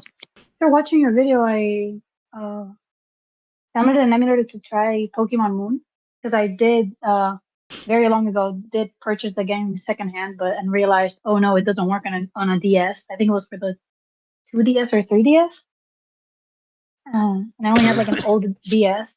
So the very sad trying to put in a very chunky game into a hole that does not fit, just very sad. Did pirate it, and I got very annoyed by it. I didn't get to the after the end game content, because it is very handholdy, like you said in your video. I found that very annoying. Probably just stick to G2. Yeah. It also doesn't kill. Pokemon's has this weird identity crisis where it's very obviously like, Pokemon is about youth sports. Like, that's what the Pokemon League is. It's fucking youth sports. And then they keep trying to make it into Final Fantasy. So rather than your character trying to be the best like no one ever was, your character is now someone who brings gods to heal, which is really weird and really dumb.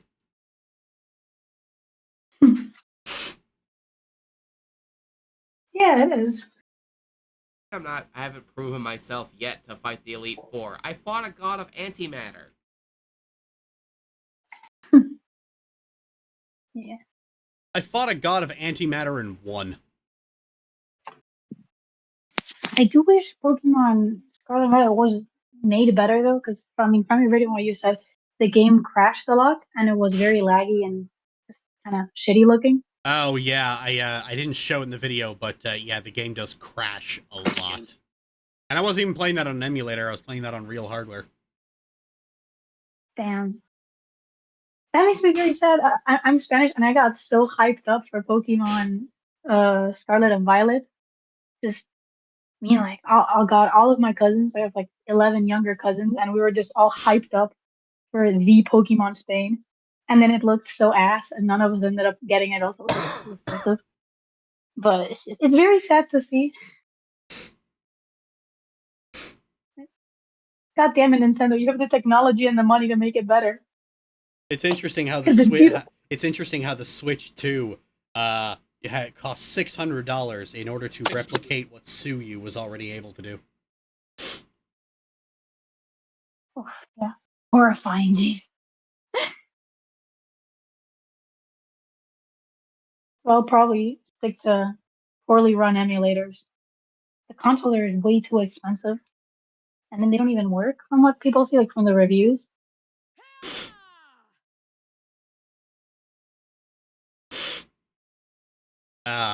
Frankly, like I did not buy my Switch. It was given to me rather forcefully too. So I would never willingly buy a current gen Nintendo console. Like, didn't somebody send it to you in the mail with the game asking you to review it? Like years ago at this point, right? Yep. And well, they finally got what they wanted. That's so creepy. Yeah. I just look at my fucking in my fucking mail and there's a package that's like, I didn't order anything. Opens it up, there's a note attached, and I was like, did you seriously fucking find my address just to do this? Some of y'all have too much. Some of y'all have too much money, I swear. Like I said, like I said, fandom people are really fucking weird. Yeah.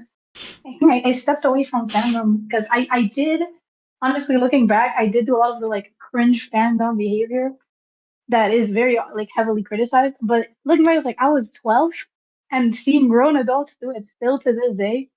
Especially I'm studying animation, and there is just some of the most fandom animation brat people ever just that I've encountered in some classes, and it is just kind of scary. Grown adults. Mm-hmm.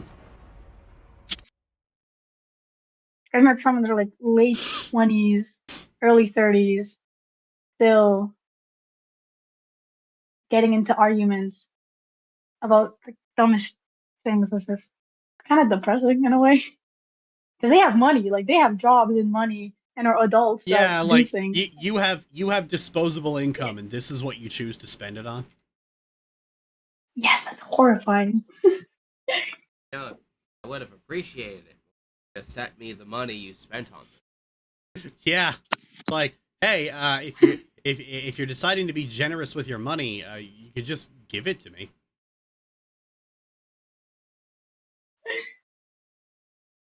Oh god.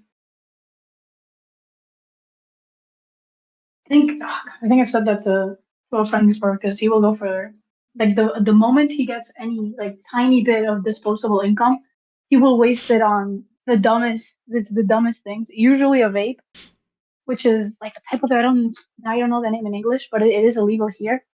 And like the lengths this man will go to get the vape that runs out in a few weeks, which I don't know. I guess like people, I don't know. I personally don't trust it in a very paranoid way. I think it's gonna be like the cancer of the future. but very stupid. It's not necessarily vaping that bothers me. It's people who generally talk about how it's a healthier alternative to smoking, and it's like, honey, there's no such thing as a recreational substance that is not harming you. You need to just start accepting that. Yeah. It did help an uncle of mine because interestingly, he has sclerosis, like multiple sclerosis. Is that? So basically, he's now pretty much paralyzed and barely moves his fingers. And smoking, because he was so on smoking a cigarette would completely like take him out, like completely paralyze him, like snack down, just completely shut out. And usually, either my grandmother and I would like have to like light the cigarettes for him. Not fun. And he switched to vaping, and from that he did decrease and like managed to quit smoking. Which so for that use, I guess I see it possible. But I don't know. Other than that, I don't really. Maybe They so, they but make public bathrooms. maybe so, but a lot of people really try to avoid the fact that the whole point of recreational substances is you are poisoning yourself to achieve an altered state of consciousness. That is the entire point. It doesn't matter if it's nicotine or pot or alcohol or anything else. You are doing something harmful to inject an altered state of consciousness. And some people just really don't want to accept that. Some people will go to any lengths possible and delude themselves as much as possible to avoid accepting that. And those are the people who definitely have a fucking problem and really need an intervention. Potheads are the worst. Potheads are the worst. Alcoholics are the second worst. I dated an alcoholic once who got really, really upset when I wouldn't drink with her. And the few times I did, I didn't drink enough to really get drunk. And that's because I have been drunk exactly once in my life, and because of what happened then, I will never be drunk again. And potheads, my stance on pot has pretty much always been, if people are going to poison themselves, we might as well get some tax revenue out of it, which is very much a pro marijuana stance. And yet people incessantly argued with me about, actually it has health benefits of, nope, shut the fuck up. I don't care how much, I don't care what it was about my statement that made you have to think about things about yourself you don't like to think about. I'm not interested. Cope somewhere else. But the funny thing is that people who smoke tobacco, every time it's, do you smoke? No? Good, don't start. Yeah, pretty much. Most of my uncles are smokers. That's how the conversation was. Oh gosh, are you okay? Oh, I'm sick. So sorry. Both caught a little bug. Yeah. That sucks. I would say I'm pro weed, especially more because of like what the cops will like the time they spend. At least, I mean, I know it's probably worse in North America than it is here, but I have like just the amount of stories of there's like a difference between like the municipal cops and then like the whole national cops. But usually the municipal ones do get paid more because for some reason, and just spend most of their time beating up kids smoking blunts. Like the amount of friends I have or like family members who've like at some point been beaten up by a cop for like just loitering or like smoking a joint, and then they won't even legally process them of the whole like taking them and saying like, oh no, you smoked the joint, here's a fine. No, like they will take the joint away and smoke it themselves and just beat them up.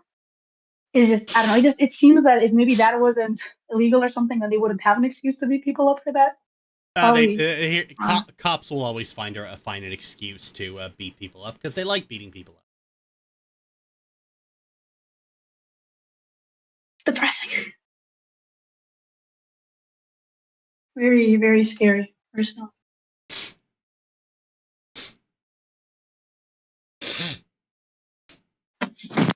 You guys are in Canada, right?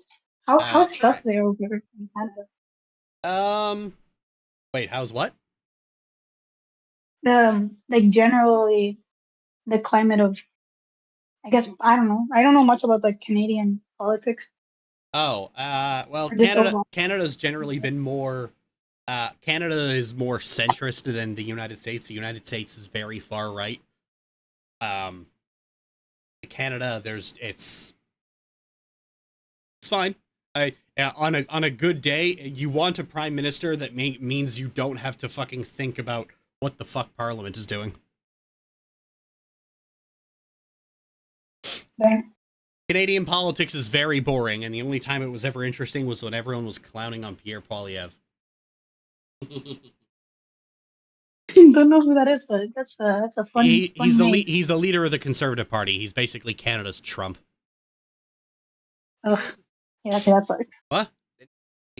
Yeah, there's supposed to be a by-election at some point. He's basically telling another Conservative MP, get up, that's my spot now.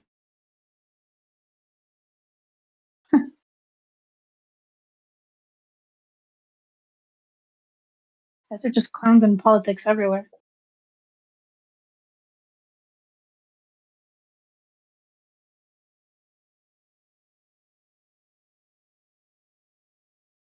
Say we don't really have it much better here. Technically, the current party that has more like seats is socialist, but still the country is not very socialist at all.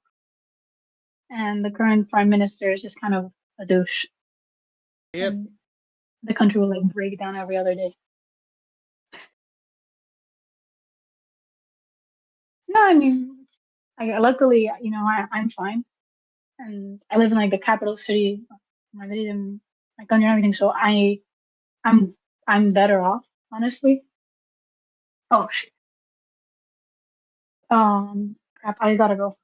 I'm sorry, my uncle is leaving and I gotta help him out with something. But thanks for having me, CD and Michaela and stuff. All right. Thanks for stopping by again. See ya. See ya.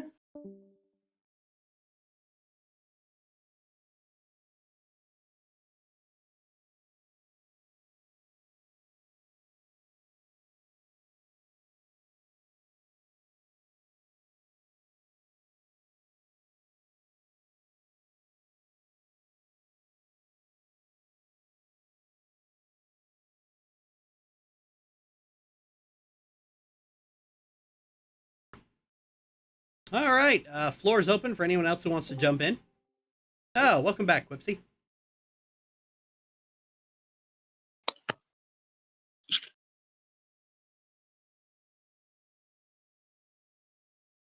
All right, what you making?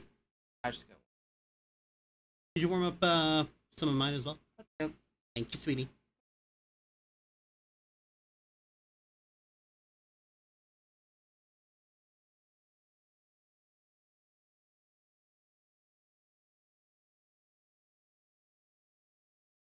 That's how I feel about alcohol. Also, I have alcoholism in my family. I just don't want to risk it. Yeah, my first experience with getting drunk ended about as nightmarishly as it possibly can.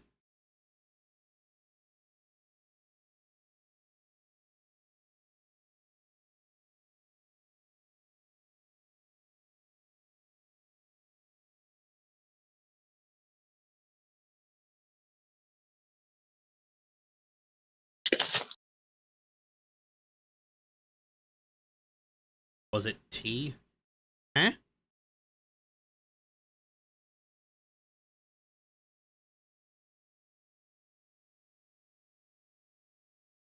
I still need to know how vape became so damn popular. It's just a new thing. That's it. There isn't really much. There isn't more to it than that.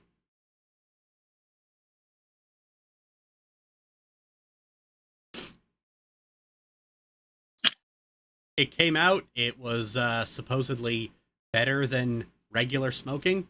People did it.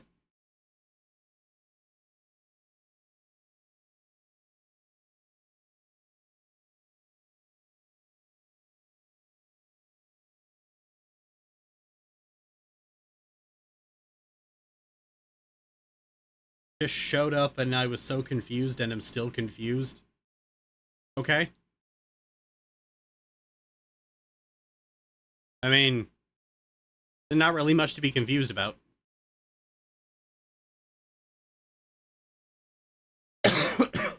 Story with the sick puppy in Pokemon, maybe. Quipsy, are you actually do you have anything to say? Oh, yeah. I made a little fun out of the stream. I just wanted to say that. So that's. Oh yeah, I saw that in the server. Hope you like it because I haven't drawn in maybe 2 months. So this is the first thing that I did. Oh so yeah. Thank you. Anyway, have a nice day. I'll be going now. All right, see you, Quipsy. All right, floor's open. If anyone else wants to come in.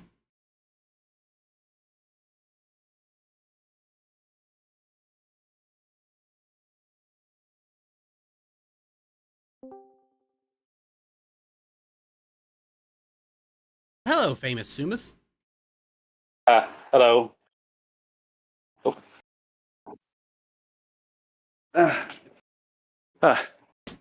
Hope you're all having a good day. Can you hear me? Yep, I can hear you. Oh, okay, good. Sorry, I had to stream on my phone too, so a bit of double speed, but yeah. First of all, thank you for all the videos you made. I'm very enjoyed the reviewing every Normandy game. That was a good video to have during a long bus ride I had. So thank you for that. Oh yeah. She has a new game coming out on the 10th of July called Return to Ash. You bet your ass I'm doing a video on that one. Very nice, very nice. And yeah, damn, I had a question. I was just wondering, if I'd never done into Pokemon when I was a kid, so I'm just wondering, like, what would be the Pokemon thing you would recommend for someone who's never played one before? Gen 1. Honestly, there's no better Gen place. 1? There's no better place to start than the beginning. That's fair. Play Gen 1. If you liked it, play Gen 2. If you liked it, play Gen 3. Yes, okay. Right, I'll do that then. Also, let's see, what was the... Oh, and I want to say thank you to Mateus for the recommending like Haven and Stray Guards. I haven't played Haven yet, but I really enjoyed Stray Guards.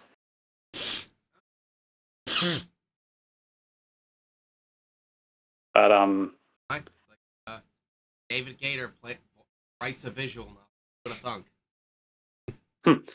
Yeah.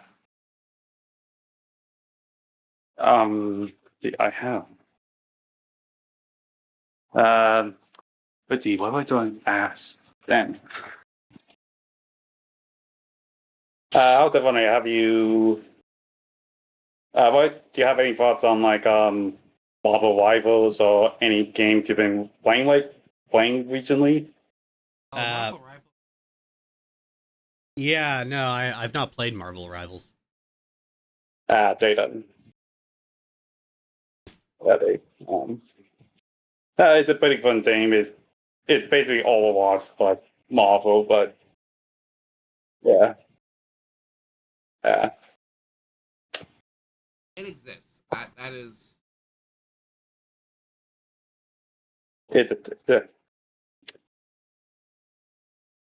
Yeah. Sorry, I don't have a lot to say, but I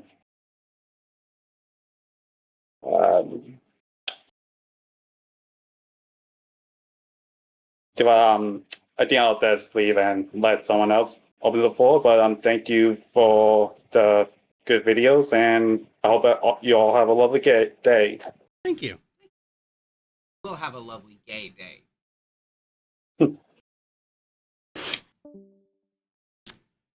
Okay, time break. You're on. Or Leah, whoever talks first. Hello? Hi, time. Hi. Sorry, I've been playing this for like the last half hour, and now the words are escaping me. That's okay. That's okay. Take your time. Okay.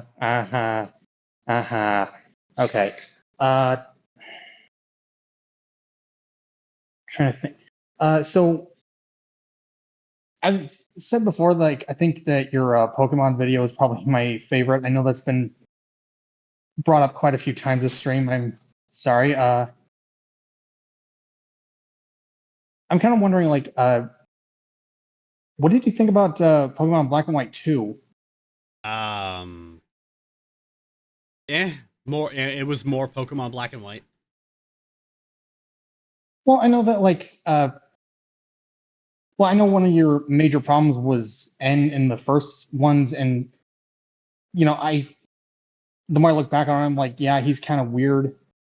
Well, he's weirder than I initially believed. I just know that, like, the sequel had a lot less of him, so I wanted to know if that painted your opinion any differently, I guess. N is my biggest objection to, N is my strongest objection to Black and White.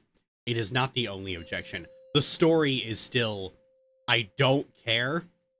I don't care I don't care about the story at all. The characters, they are not interesting. And it imposes on you every chance it gets. Yeah, that's fair. Yeah, I'm not really... I too am not really a fan of, like, the direction that the stories have been going in.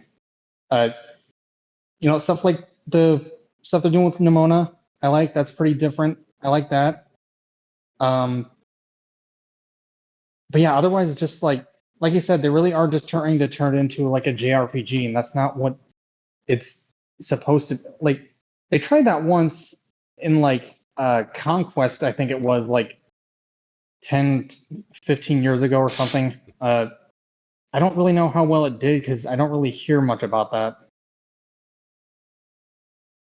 But I don't know what's going on with that one, so I could be talking nonsense. I had somebody argue with me about, this was one of the few times I managed to actually get someone to shut the fuck up. Was they were saying, it's like, you're complaining that Pokemon's becoming JRPG, but it is a JRPG. And I responded with, okay, The Karate Kid is a martial arts movie. It's not what you think of when you hear martial arts movie.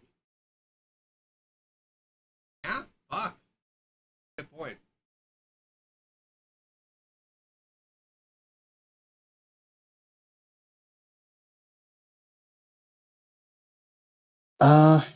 What else?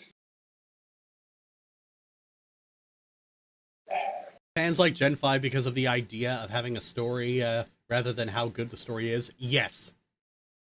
Yeah, that's my point. A lot of Exactly. fandom will treat the existence of something as quality in and of itself. You know. Yeah. Black and White is a bad story, but it's a Pokemon game that technically has a complicated story. Therefore, in the eyes of fandom, it is a good, complicated story. It's more complicated than what it's worth. Yeah. What else?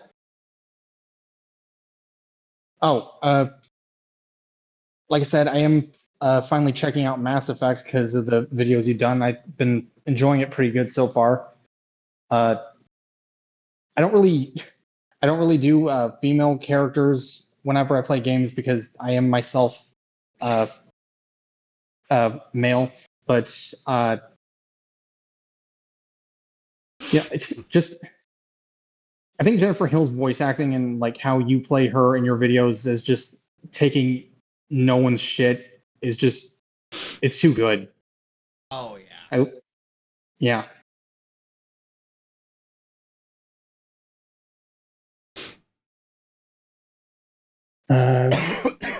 Oh, here's something terrible. What do you call a trans girl who's deep in the closet?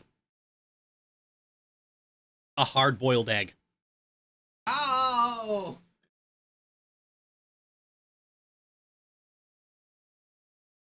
Sorry, I'm not really a part of the community. I can't really like say I would have gotten that joke or that I could. It's easy to explain. An egg is a term for a trans person who has not yet realized that they're trans. And so when you realize you're trans, it's called your egg cracking. The idea being that when you were born, you were not actually yourself yet. So your parents laid an egg. When you finally realize your true self, you have hatched. Ah, okay. I like that. That's kind of neat. Yeah, it's just like, look, I don't really mean to comment on this. It's just like I was raised in kind of like a sheltered lifestyle. Not to say that like my family or anything is like anti anything. I came from like a very good family. It's just like, it's okay. You can just say what you want to say. I know, it's just, you know how the internet is nowadays where you can't say one thing or else like you're enemy number one. Okay, but here's the thing. You're on a stream with a trans girl, so if you say something pig-headed, I can explain to you why it was pig-headed. That is fair, yes. Look, I come from like a really small town where like you get funny looks if you spend too much time in the men's department. It's that kind of area, if you can imagine. Well, you probably could imagine, actually. Sorry, I tend to ramble when I don't know what I'm talking about. I assume there was something you were trying to lead into? Like a question or something? I don't think there was. Ah. Look, it's like okay. Way too yeah. hot. Okay, yeah. I know what you're doing. You didn't know what egg meant, and so I explained it to you. And on some level, just tell me if I'm on the money or completely off base. On some level, it's like I need to explain myself for being ignorant. Is that it? Am I really that obvious? It's not that you're that. It's not that you're that obvious. I have just seen this many times with many people. And no, you don't. And like, you don't have to explain yourself. A lot of cis people don't. There are a lot of cis people who don't know what we mean when we say egg. And we are happy to explain it. Okay, well, that's good. It's just like, I'm trying to make sure that I'm coming off as like the one who's not against everything that you represent. Because I know that's quite a lot of the issues these days. Okay, I'll tell you the cheat sheet for that. The cheat sheet is curiosity. If you hear a trans person's use a term and you don't know what it is, you just go, "Ooh, what's that?" I used to do that all the time on Tumblr when people would ask like, "What's your opinion on fucking Luke's gender?" And I was like, "I don't know what that is." It's like, I am intrigued. Explain. People are okay with you not knowing things. It's just, here's the secret code to find out if someone's transphobic. If somebody misgenders me, I correct them. And if they're not transphobic, they go, "Oh shit, my bad." And if they are transphobic, they'll go, "Okay, well, you know, I didn't know that, and like, you look male, so." Usually my go-to identifier is whether or not they're wearing a red hat, but that's just me. That is. Yeah. Okay. CD is intrigued. Explain how the red hat tells you someone's trans. Oh wait, no, sorry. The red hat tells you someone's an asshole. The fucking MAGA hat. Yeah. My God, I'm stupid. Oh God, I am sick as hell. Yeah. I'm sorry that you guys are sick. By the way, I'm sending virtual soup. The good hearty stuff, not the Campbell stuff. Oh, I like the Campbell stuff. I do have beef barley soup in the cabinet though. Ooh, that's hearty. That's good. Somebody once told, like, I got a reputation on Tumblr for being, like, really fucking accepting when it came to, like, neo-genders and neo-pronouns. Mostly just because somebody told me their pronouns were, like, one of their pronouns was anomaly. And I spent, like, a good 3 posts going, wait, back the fuck up. Your pronouns are anomaly? That is the coolest thing I've ever heard.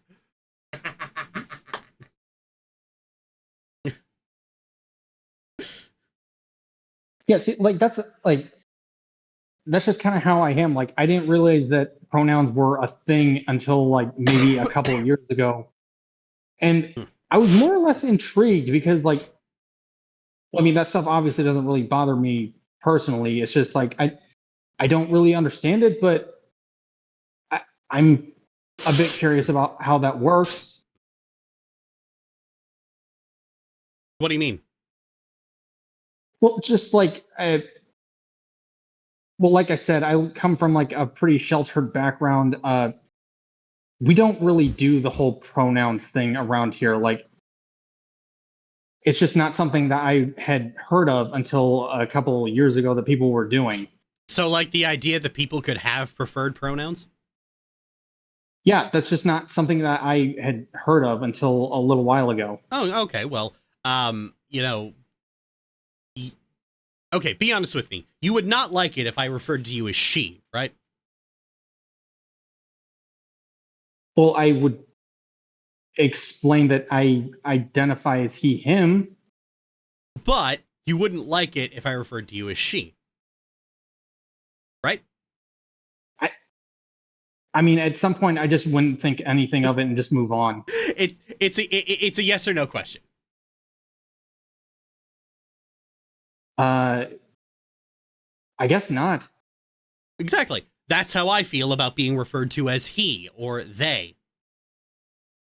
That's it. There's really nothing more to it than that. A lot of people have a hard time, like a lot of cis people are comfortable with their own gender, so they don't like it's like trying to explain it is admittedly like trying to explain to someone who has never vomited before what vomiting feels like, but gender dysphoria is what a lot of trans people have, and they have a deep-seated discomfort and dread at the body and gender that they were assigned at birth. It is like, you know, if the best way to imitate it would be like I said, if I referred to you as she, you wouldn't like it.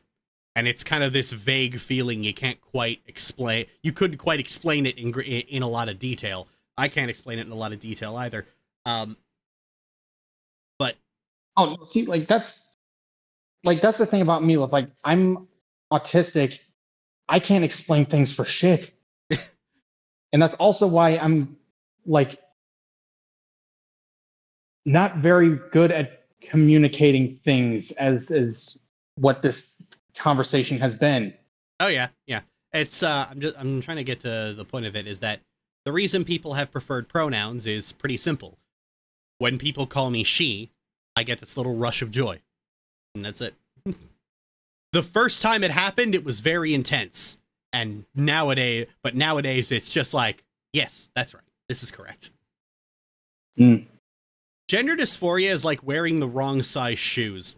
They're either uncomfortably tight or flopping around, and everything in your brain is like, that's not right.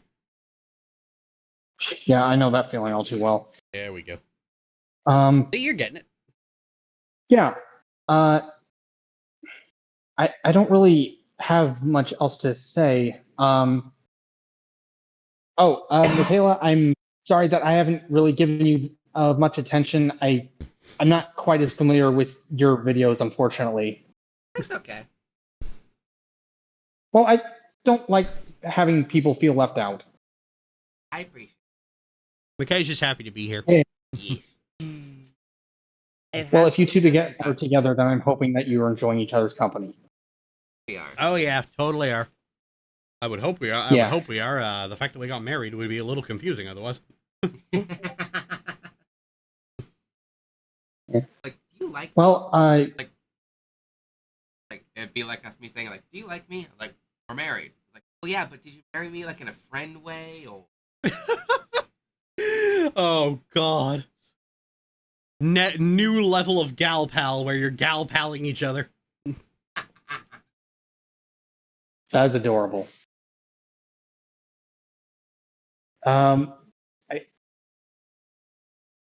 I think that's about everything. I don't really mean to keep this going on. That's all right. I know you have other people to get to. Thanks for dropping by. Yeah, thank you for having me. This is very nice. You have a wonderful. Oh, he's gone already. Well, he's probably still in the stream. You have a wonderful rest of your day. Anyway, Leah, you're up. Hi. I'm like really jittery. I'm not really great at speaking, but I was wondering if either you or Michaela were gravitating towards a certain type, any certain type of like media or shows that you guys don't really post or talk about. We've been watching a lot of Robot Wars lately. Oh yeah. Is that good? Oh yeah, it's like what's it about? Oh yeah, it's good. It is a it's a British show from the late 90s, early 2000s about people build combat robots and they make them fight. And that's it. And it's kind of like pro wrestling, but where you get to watch an RC car with a fucking saw blade attached to it tear up another RC car. And then a big scorpion with a saw blade for a face comes in and mauls them both. Oh yeah. I feel like I need to watch this. This sounds something like something I'd watch. Well, I could. All right. Well, I could easily just pull up Plex and show everybody a clip. Oh my god! Yeah, do it.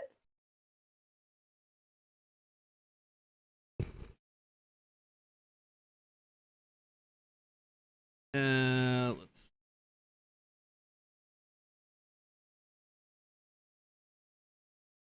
There.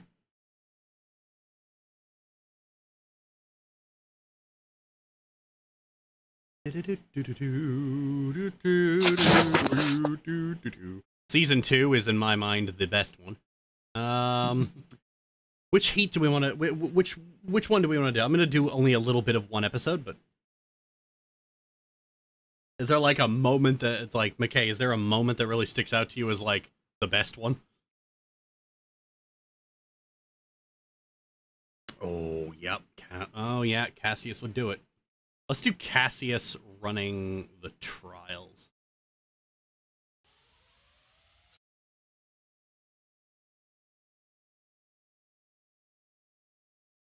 And we'll stream it here.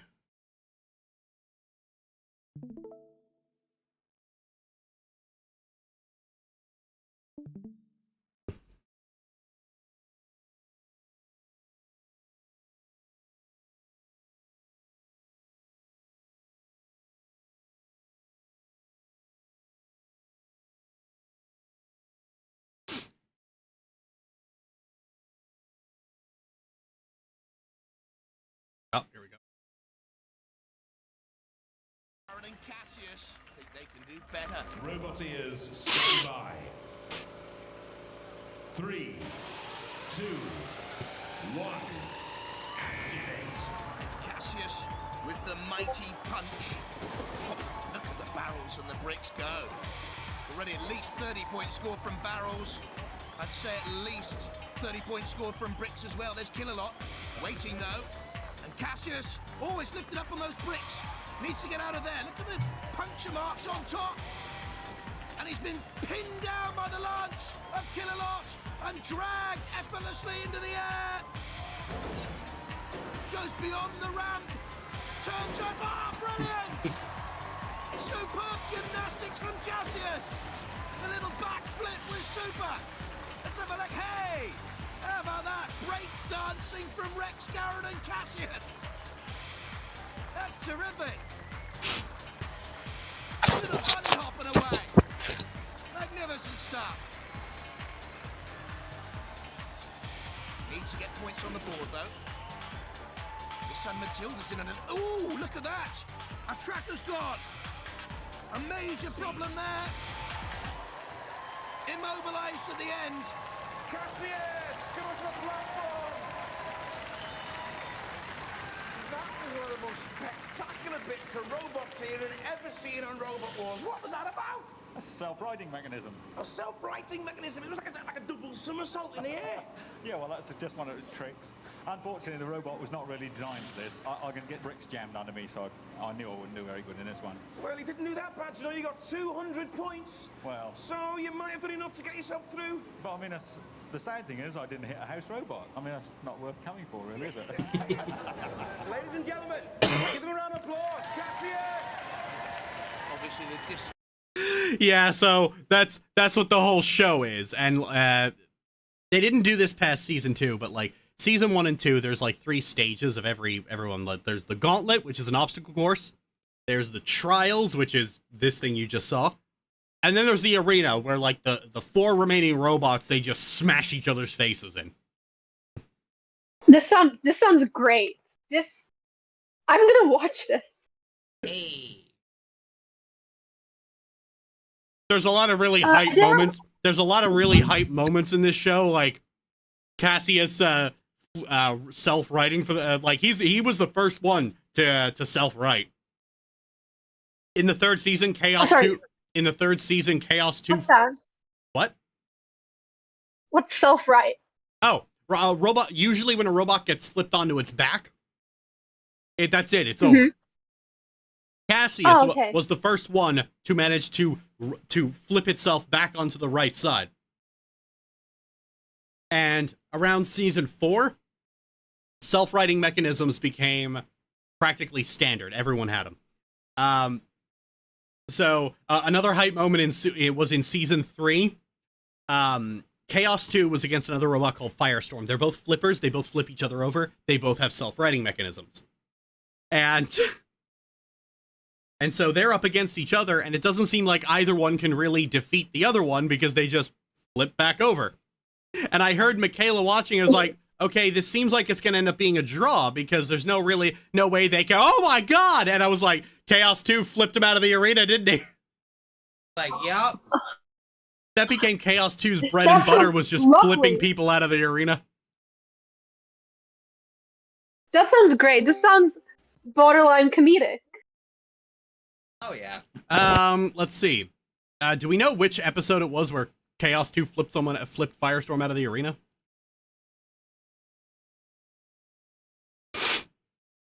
Oh yeah, it would have been the grand final, like right before they went up against Hypnodisc. This was a surprise. The top bombed. The roses. Protocol consultants just making sure there's anything left. Swept the competition, Cinematic yeah. brilliance. Yeah, it's brilliant. Like, I love Robot Wars. Like, Jonathan Pierce, the commentator, really just sells it the whole time. And from season 2 onward, the host Craig, oh my god, he is hamming it up. The season 1 host was Jeremy Clarkson, of all people. I have no idea who that is, but I have to assume he's really funny. He's the guy from the "oh no" anyway meme. Oh, really? Yep. That's insane.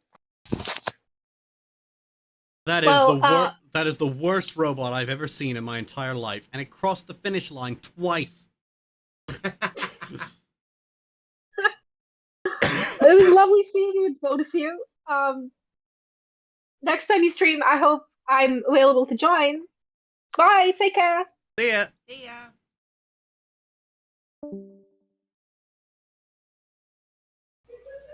Hey, Burr. Hey, CD, how are you today? I'm alright. Yeah, thanks.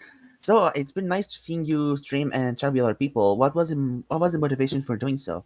Oh, I'd kind of had the mindset to do it for a while. Mostly just because having a freely open and accessible way to get into a voice call with me seemed like it's like catnip for people who want to cause trouble. And so it's Catholic? like doing that would be kind of dangerous.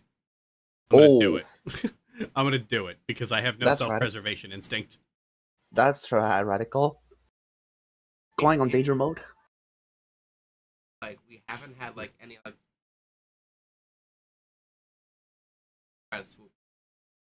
The Yeah. crowd's like, well, I know one in particular basically works long hours at a Pets Unlimited. Hey, vultures, if you're listening to me, can you please notice me? Just kidding. Actually, no. Please notice me. I want some fame. I want some attention. No. Oh, I want some could love. show everyone your parody thumbnails. Oh yeah, yes, do it. Look, I mean, if you want to, but oh my god, look, one of my greatest achievement in the CD server is one of my thumbnails being shown in your video, and I'm like, oh my god, I'm famous. What is wrong with me? Okay, so let's see. I have so many thumbnails. That's not right.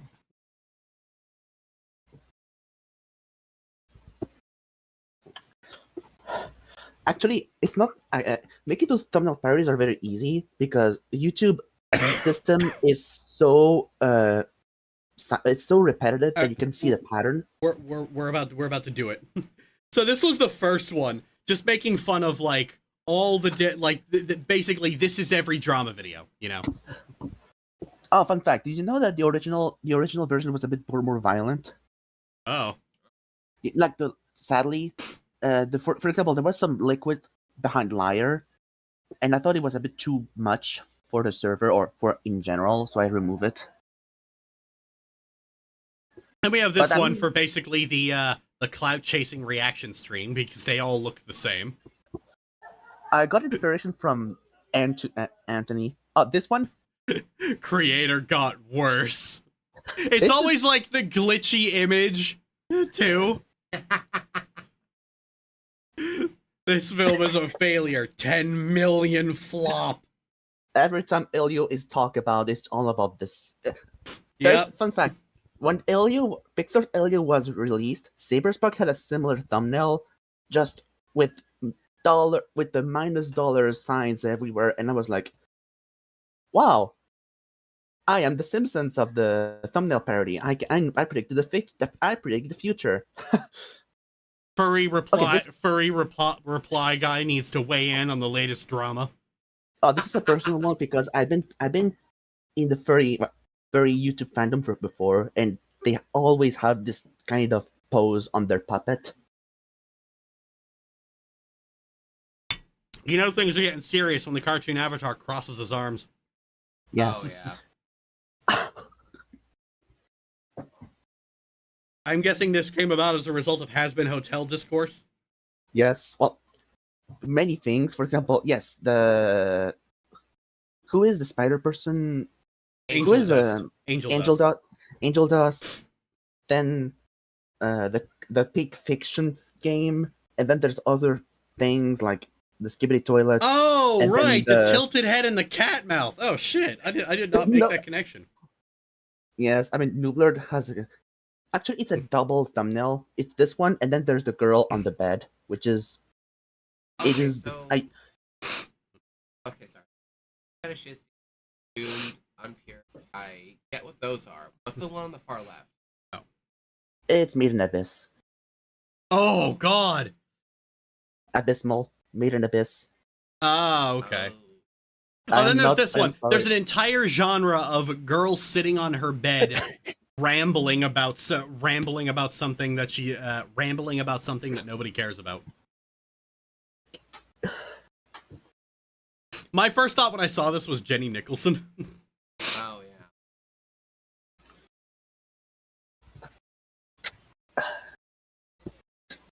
I don't know something about like this white woman beside shelf of one. I feel like this is someone's fetish as well. How Sarah Z started out and now sits in some psychiatric office. Oh, that's weird. Wait, really? Oh, there's a new version of that where when that person decides they're gonna take part in drama. Guess which person took inspiration for the design of the woman on the thumbnail? I assume Rachel. Ethel. Oh, Ethel. Ethel Thurston, Essence of Thought.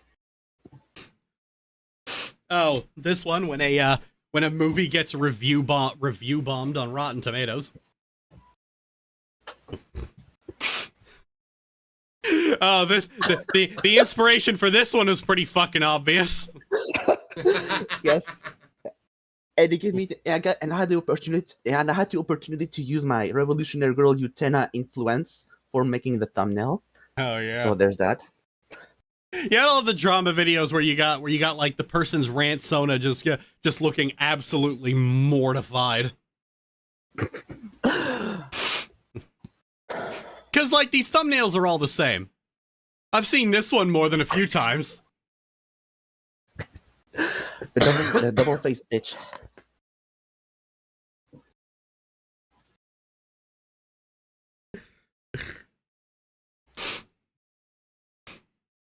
Oh, we were going over seeing this particular thumbnail way too fucking often. I mean,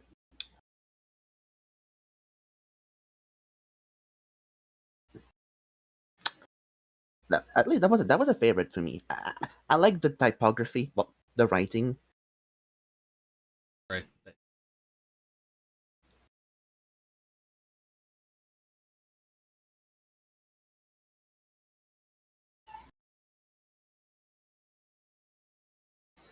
God, what video was that even?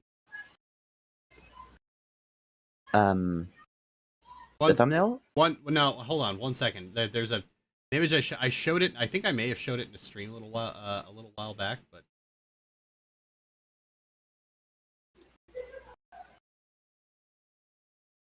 okay, right. How to spot a smear. Actually, yeah. That's a Tumblr post actually. Here it is. I showed this before, but like this is a genre I am getting real fucking sick of seeing everywhere.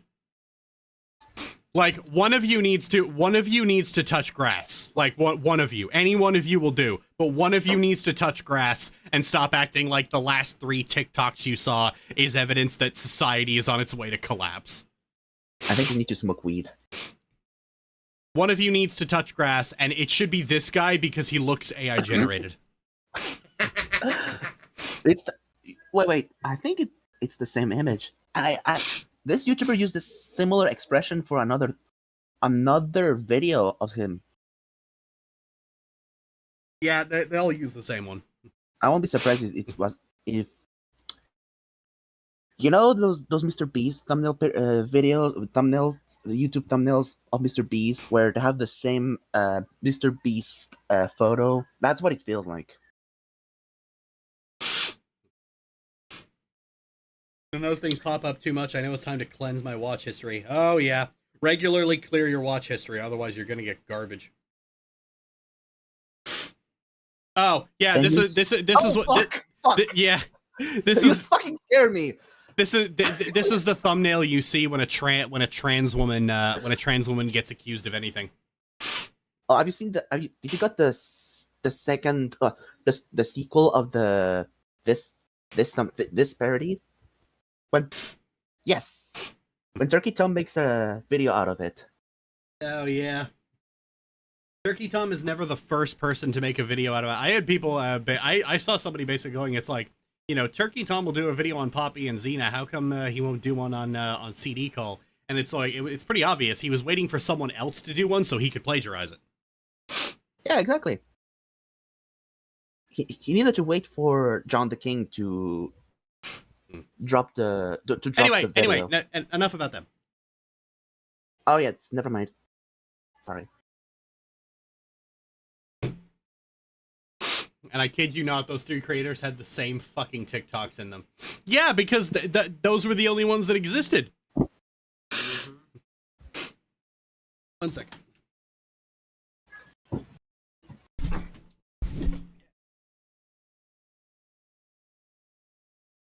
Oh yes, those thumbnails are I like to have in this. Very much on the money.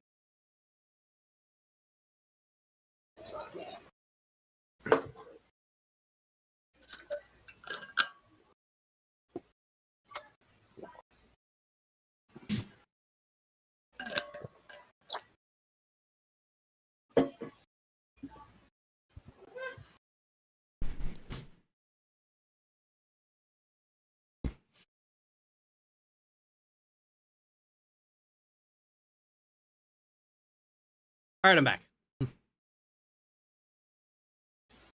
Your internet presence. Where do you post it? He posted these in the patron server. Yeah.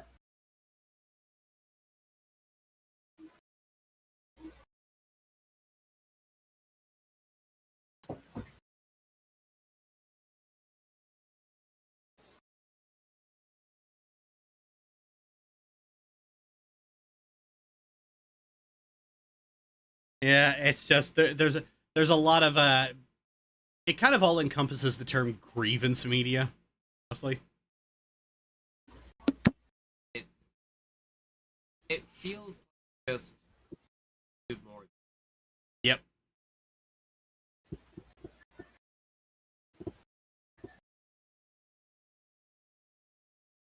The latest mutation, long-running mutation of look at the freak and feel better about yourself. I saw 3 different videos covering the subject of boy moms, and they all had the same fucking TikToks from the same person in them. And I kind of basically came to the realization, I had to look up.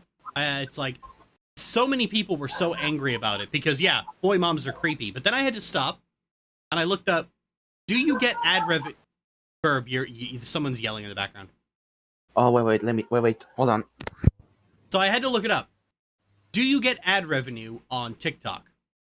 And it came up, yes. It was like, okay. They're farming engagement. They're not serious. Yeah, exactly. How to know if they're doing it for money? Just look at the description. Look at the YouTube description. Do they have a Patreon that's a cloud chaser, or it's a grifter? Do they put their Patreon on the description of the video? It's the same thing, so it's easy to recognize it. Like, they showed one of this woman basically like lip syncing to a song and doing like this whole like fucking pantomime with her husband, daughter, and son, and it's like, guys, come the fuck on. One of the people who did a video on this woman has another video just titled "Stop Falling for Rage Bait," and like, girl, your whole career is falling for rage bait.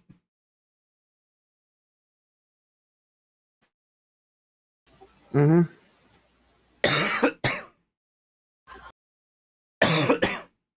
It's a similar to the thing to Tradwife TikTok. Like, there is no genuine Tradwife TikTok. Those people are making fetish content. They're making fetish content for incels. And making bank doing it.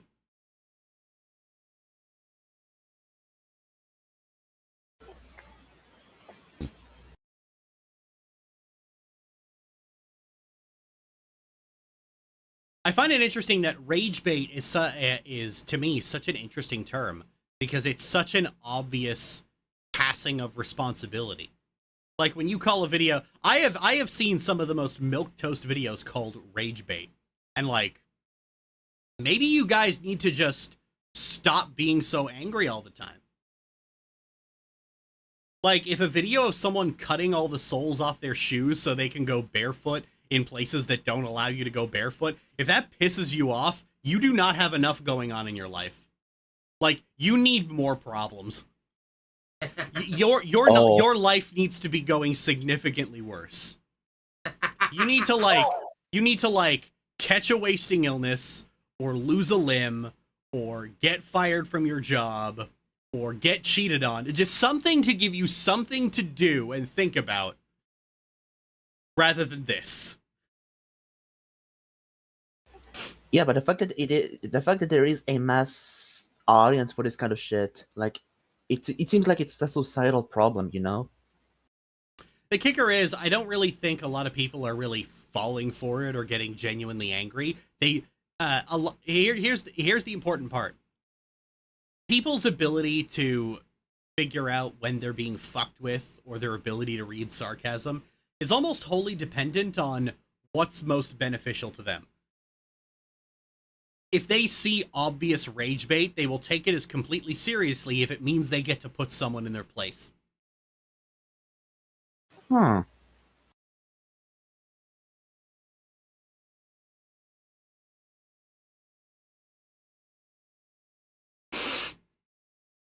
It's it's one of the reasons conservatives are all. It's always so easy for conservatives and reactionaries to just like bait debates and engagement from liberals, because liberals really like putting someone in their place.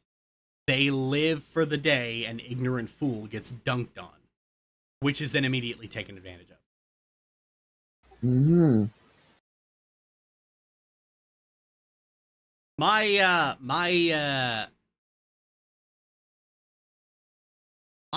people always ask me, like, what's your opinion on this sensitive topic? And if it's a topic that is not at present affecting me in some way, then my opinion on it is I have more important things to do than worry about it. I see.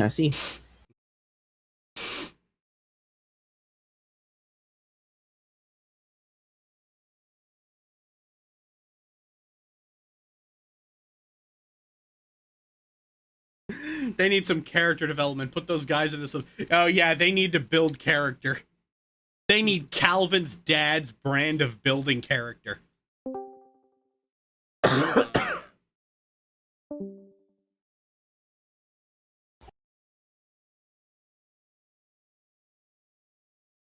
They need experience.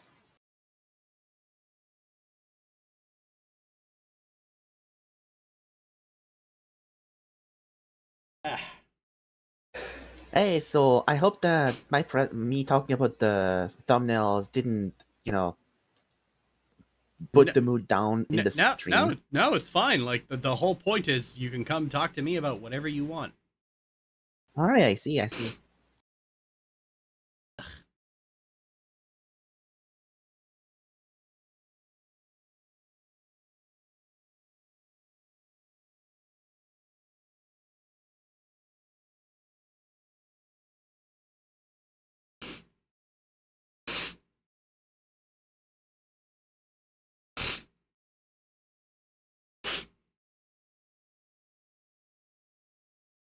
All right, well, the floor is open to anyone else who wants to hop in. Oh,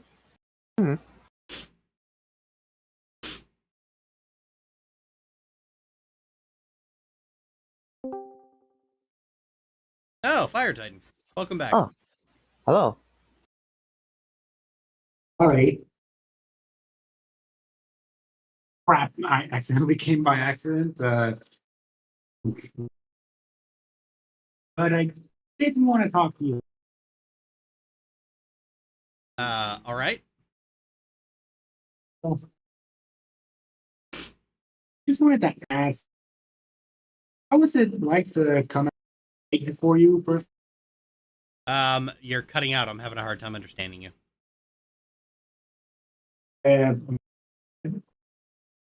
One, I just wanted to say that you're really bloody cool. Really like you. Oh, thank you.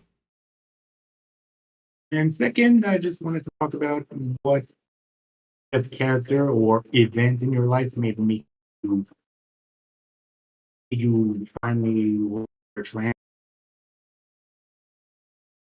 What characters or people in my life made me realize I was trans? Yes. Oh, yeah, it was an old friend of mine. I won't give her name because she seems to have disappeared off of social media, so. It was an old friend of mine. She's no longer around, but she is dearly missed. And it was mostly just hanging out with her, like, a lot, and she kind of just, I think she clocked me as trans, because she started kind of like poking at the, she kind of started poking at it. Occasionally she would call me Occasionally she would just call me she. I'd make a terrible joke and she would go, bad girl. Please.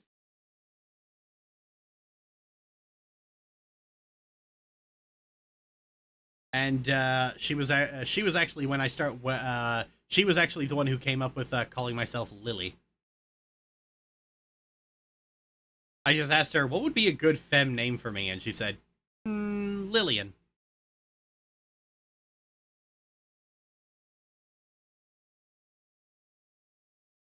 That's cool. That's awesome.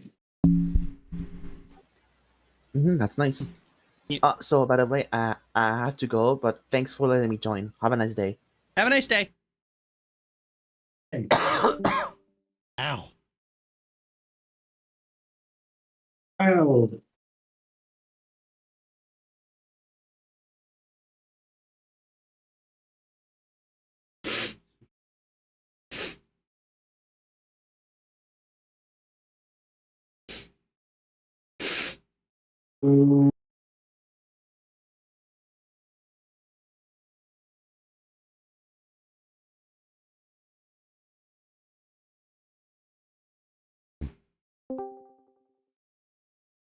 Hello, Lemon.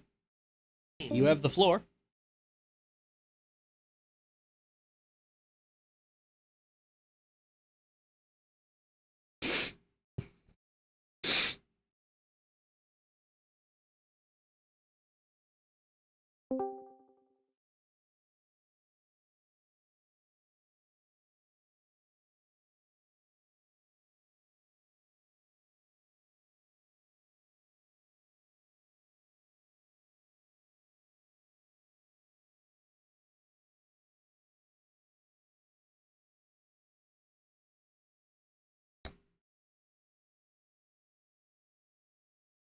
That's okay. Take your time.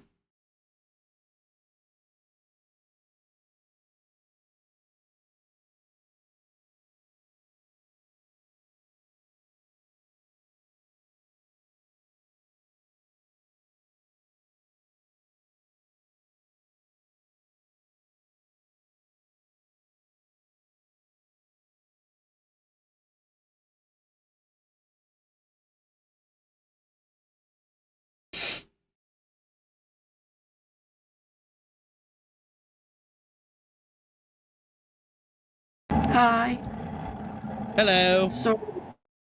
Sorry, I'm a bit nervous, and also I have my laptop is working very. I don't know, it's lagging, and I couldn't open the mic.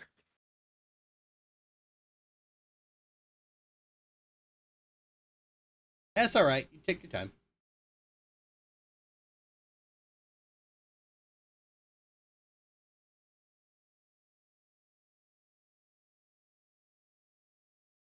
Yeah, so I just want to say sometime I don't know what happened. I don't know what happened to your Tumblr account, but some time ago, I told you that I really liked your video about Star Wars. You know, the one with video is about Star Wars. Oh yeah, the one that's about Star Wars, but is also about streaming. Yeah, and I never actually told you why I didn't actually argument why I liked the video, so I would like to do it now. Oh sure, go But ahead. I know Sure, go ahead. I do enjoy praise. so I know I liked it that it was focusing on a very specific topic of a problem from not only the covers industry but the general industry for entertainment like video games and films. And the way it segued to think about from Star Wars to general TV and films. I really liked it. I don't know how to explain it what you did back there, but I think it became my favorite video. The fact that all of these seemingly separate topics really just kind of came together. Yeah, exactly. And also, thank you. All your videos, even your old ones that you say that you think are bad, but actually they kind of help me with writing and stuff. Writing for my characters. I didn't know before finding your channel. I didn't know how to structure my character arcs and how to make them more unique. And every single video of yours helped me actually. Oh, thank you. No problem.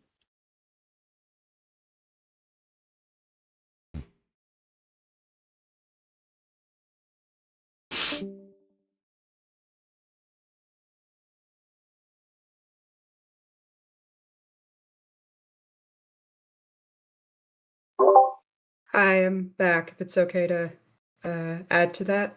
Yeah, it's Or okay. what the other person just said. So speaking of videos that helped, so I don't know if you recall, but back when a lot of stuff was coming out about Zach Kays, or Toon Critic, I guess, during that time. I want to thank you for making that video. I was the anon that sent you the how far back it went. And I actually was one of the few that knew Zach. Well, few. I was one of the original people that knew Zach back on fanfiction.net. And I did basically experience his abuse. I was lucky to never meet him face to face, you know, unlike some other people. But I knew him back then, and it was just, I remember when all that came out, and you saw the Skype logs of what he did and how he like basically was grooming victims. It felt like I was all the way back in 2006 reading those logs, because I'm just thinking, holy crap, he's doing the same freaking thing he did to me as he doing with all these other kids. I just, yeah. Anyway, thank you for that, for doing that. Yeah, no problem. Back then. Yeah. And then another thing I wanted to ask was how you've been doing on your other projects, as far as like writing goes. I know you did the Sith Resurgence a while ago, and then you did Iris and Kira stories. Are you doing anything else at the moment, or is that like classified? What I've been mostly working on is I kind of want to make Iris and Kira an actual book. The only problem is I am having trouble coming up with an actual fucking plot. I did have this I did have this moment of clarity where I kind of thought, oh, I know, I'll do it like Riding in Cars with Boys, where it's actually about these girls' lives together, and it's told largely through flashbacks around a present day framing device. That's really cool. Yeah, I have some writing projects that've been in the back burner for a little while. A part of it for me is just kind of finding the courage to bring my project to a publisher or self-publishing or something. Just because even though I've been getting better at it since I was a kid, I still have issues taking criticism and just kind of realizing that, hey, I'm not the only one that can write. Other people can have their input, and in fact, especially if I'm writing something that's kind of outside my my experience, I'm gonna need like other people who are in these communities to kind of just be sensitivity readers or beta readers, I guess, and just kind of say, hey, this is accurate, or no, this isn't accurate, or oh, this seems pretty stereotypical, and that kind of thing. So that's something I need to work on.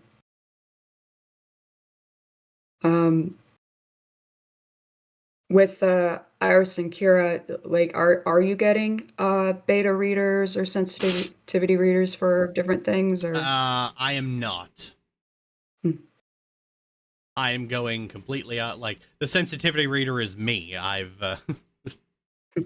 Yeah, I'm not really interested in involving other people. I have no intention on sending this to like a straight up publisher, because I have no desire to be an officially published author. I would probably just, if I managed to get this book finished, I would throw it up for for Cryptid patrons and let people buy it. I'd probably throw it up for Legacy patrons and let people buy it for $7.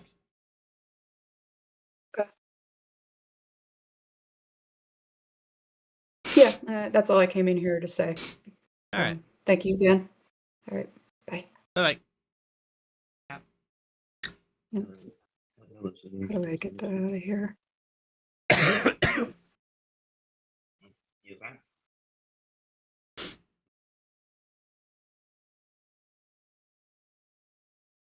Anyway, I have a question to ask. Go right ahead. Anyway, you heard obviously you heard the new Steven Universe was in the spinoff, right? Do you have an interest in it? A passing interest, being completely honest. I heard, oh yeah, a new Steven Universe show has been announced. And I was like, oh god, yeah, it's Lars of the Stars. Oh, okay. I remember like back in your big video, you said you weren't really a big fan of Lars. I never really liked Lars I never really liked Lars as he was originally written. When they killed him off, resurrected him, and then replaced him with Zaphod Beetlebrox, I actually thought he was pretty funny. Oh yeah. See, my main problem with Lars and the problem I have with Steven Universe is that I get that. That would imply that Becky wants to do anything with the gems at all. If she was gonna do something with Paradox, she'd have done it in the show. Yeah, I get that. But to be fair, like when it comes to Lars and Darkroids, I feel like they are the focus on gems because Lars is a character. It's a more well around gems. It's not like Steven, where it's like, oh, he's half gem, half human. No longer like trying to be like full gem. You know what I mean? Well, the biggest issue with Steven Universe was Steven himself and a lot of the bad philosophy that went along with him. So moving to a new character with a new thought process and a new approach, and basically making a show about them speeding their way back to Earth, that'd be cool. Yeah. Also, speaking of Steven, I know you don't like Steven, but keep going definitely that because honestly, I find that take it's so interesting in my opinion, and I'm being genuine when I say this. Like, and Steven's like Avatar, where it's like he's universally beloved, so you don't hear anything bad on him. I'll be honest, that's boring. So like, I want to hear your take on Steven. Why do you think he's a bad character? Steven's a bad character because the story bends over backwards to placate him at every opportunity. He's one of those white characters whose whole shtick is being the goodest good. You know, he's like Anduin Wrynn. I feel like they do kind of break that Steven Universe future, where they try to make him do like more mistakes, like for example, marrying Connie. Well, see, the problem is that when he does make mistakes, it's never because he is a flawed person. It's because he's losing his fucking mind. So, I know what you're saying. Yeah. Every mistake Steven makes, you can always say, "Oh, it's because of this, like this, and this." You can always take some responsibility on Steven. Yeah, there always has to be something absolving him of responsibility in some way. There's always something that basically where it goes, it's not entirely his fault. Yeah. And with a character who is so frequently wrong, like on an objective level, with a character who is so frequently wrong about so many things, it just becomes insufferable. It's like watching a show about a flat earther being vindicated. I get that. So how would you handle the spinoff of Lord of the Stars? I know you want him to. How would I handle it? I would look at Star Trek Voyager and say, do that. So I assume you do like it if it got really political. Political, like symbolism to the real world. Sometimes some episodes yes, some episodes no. Oh, I get that. You wouldn't be like kind of like a classic sitcom like Family Matters, where they have some very special episodes. But most of the time, it's just No, I mean literally like Star Trek Voyager. I haven't seen that, so I'll take your word on it. It's there.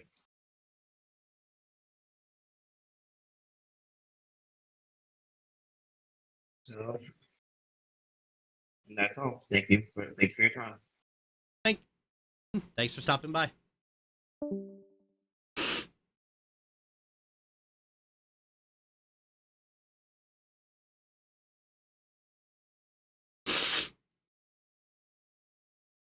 All right, I've got time for one or two more.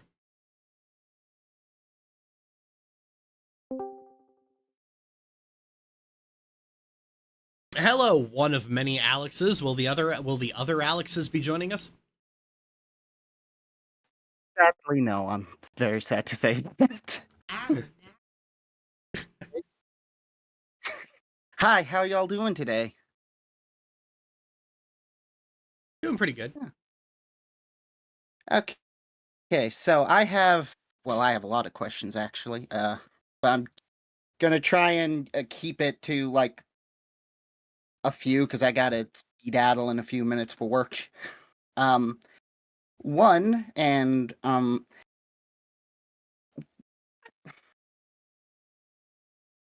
I kind of actually I'm gonna start off with like a silly, not very important one.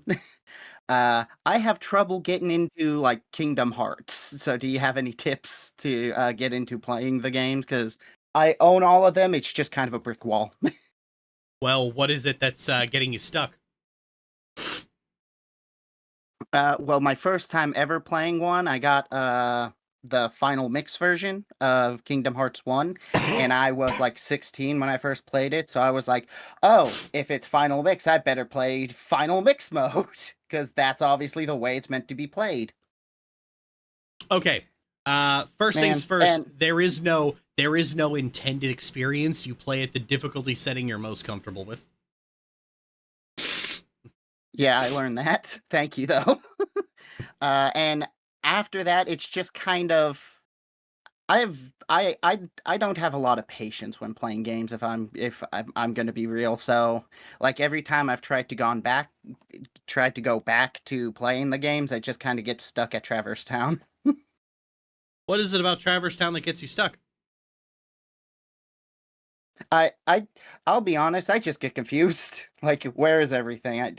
I go in a door, okay, I'm like in a hallway, then I go out the door and I'm outside the hallway. I get that, and I've run around the entire thing, and I'm just not sure what I'm supposed to do. Yeah, Kingdom Hearts 1 has a lot of maze-like environments. There's a lot of exploration and platforming. They kind of do away with that in later games. Honestly, I would say in that case, there's no shame in looking up a walkthrough. First time I played Kingdom Hearts, I looked up a lot of walkthroughs. Okay. Well, that's good. Thank you for that. And now one of the bigger things I was hoping to talk across is talk across? That's not a word. Sentence, whatever. Basically, for a few years now, I've known I am trans. I'm a girl. And one of my and a few of my friends know, and my sister knows. When I told her, she just responded with, "Does it look like I care about gender?" with like a really close-up picture of her face. And I've told my uncle as that, but I haven't told my parents. And I'm scared, not necessarily because I have a reason to be scared, but more so. So if got any kind of tips for helping me open up, I guess. Apologies, my attention drifted slightly. Could you repeat what you said? I've known for since like 2023 that I'm a girl, and I'm very scared to tell my parents, although I have no reason to be. But yeah, I just do not know how they'll react. So, do you got any kind of tips to help, hopefully not make it too much of a shock to them? Unfortunately, no. Your parents probably have an idea in their head about what you're going to be like, and when you defy that, it's gonna be difficult for them to immediately accept it at first. Like, their first instinct is going to be to try and their first instinct is going to view you as a train that's been derailed that needs to be put back on the tracks. Okay. Well,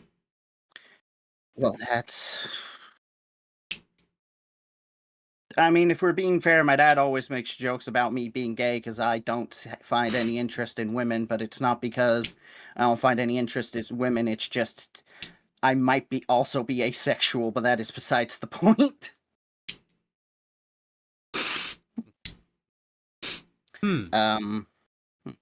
Okay, then. Well, like I said, your parents are probably going to have hang-ups. There's really nothing that I can say other than accept it as an inevitability, and that you're probably going to have to give them a few good whacks with a rolled-up newspaper, metaphorically speaking. But as I say to a lot of people who have difficulties with their parents, is that when your parents don't like the decisions you've made, they're going to push back in the hopes that you'll not want it to turn into a confrontation, and then you'll just let them go back to thinking everything's normal. Just don't let them. Okay. Well, that actually is very good to know. It's a very good way to look at it, so thank you for that. I do have one more thing, if it's okay. Okay. Okay, me and my friend are gonna do a thing together. And by that I mean like a collab YouTube channel thing. That's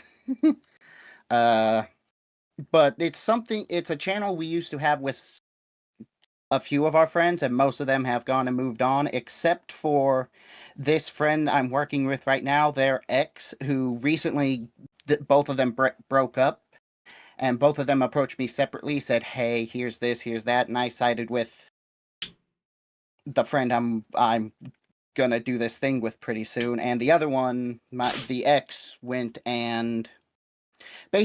hey, we broke up, I was being very toxic, and so it's totally understandable, and now that the ex has gone and just started trying to slander this other person, so I'm talking around the point. Basically, how should I anticipate and try and get ahead of people being angry at something?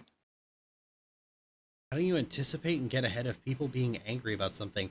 I don't really think you can. I think the more you try to avoid or get the jump on confrontation, the more likely a confrontation is to blow up in your face.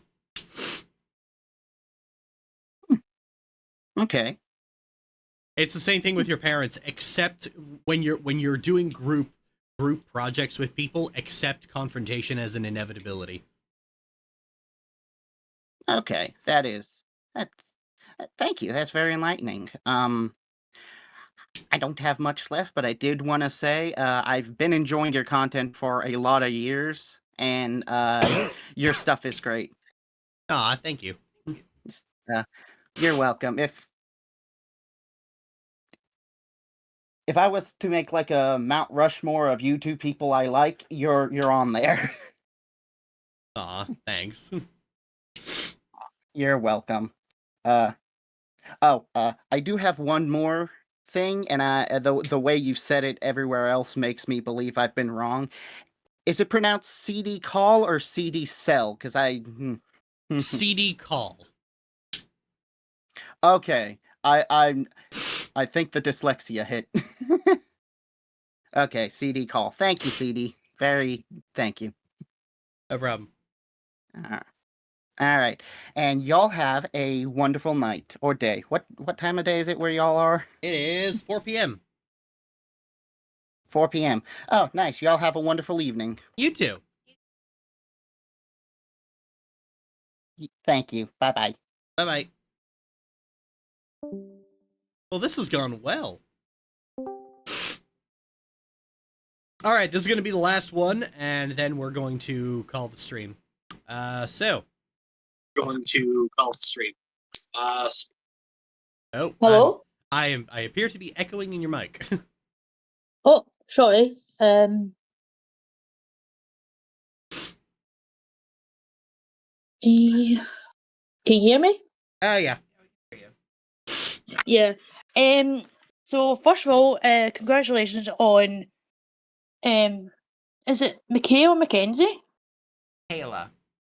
Michaela, right, sorry, my bad. On like getting to America, because I know how difficult that process can be. Even though I'm from Scotland. But yeah, I just want to ask, what is your favourite like TV shows? Since you know you're quite, as far as I'm concerned, a good critic of like shows and stuff. Oh, I wrote this down.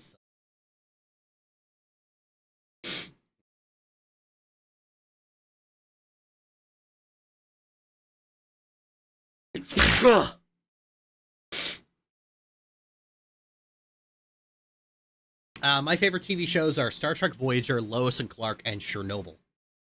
Oh, nice. Do you, it's not. Sorry, it's my time up. I was gonna ask. Huh?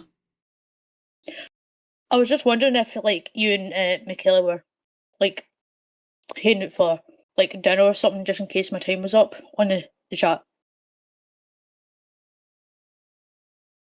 I'm sorry, I didn't catch that.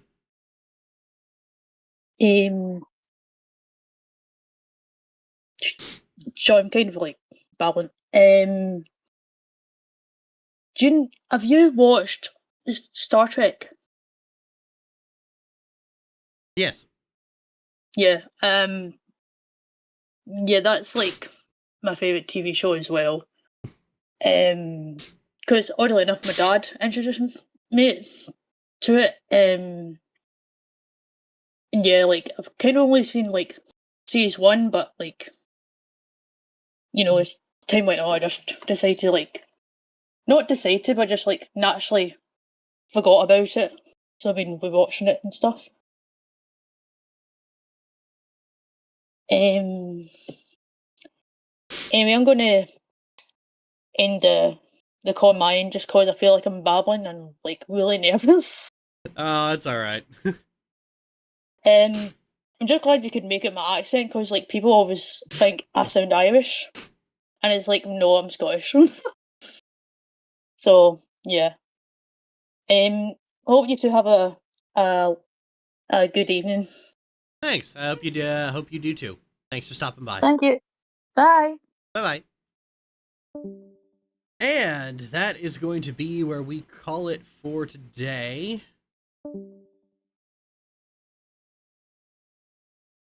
Thanks for dropping by, everybody. This has actually gone really well. So we'll do this again next month.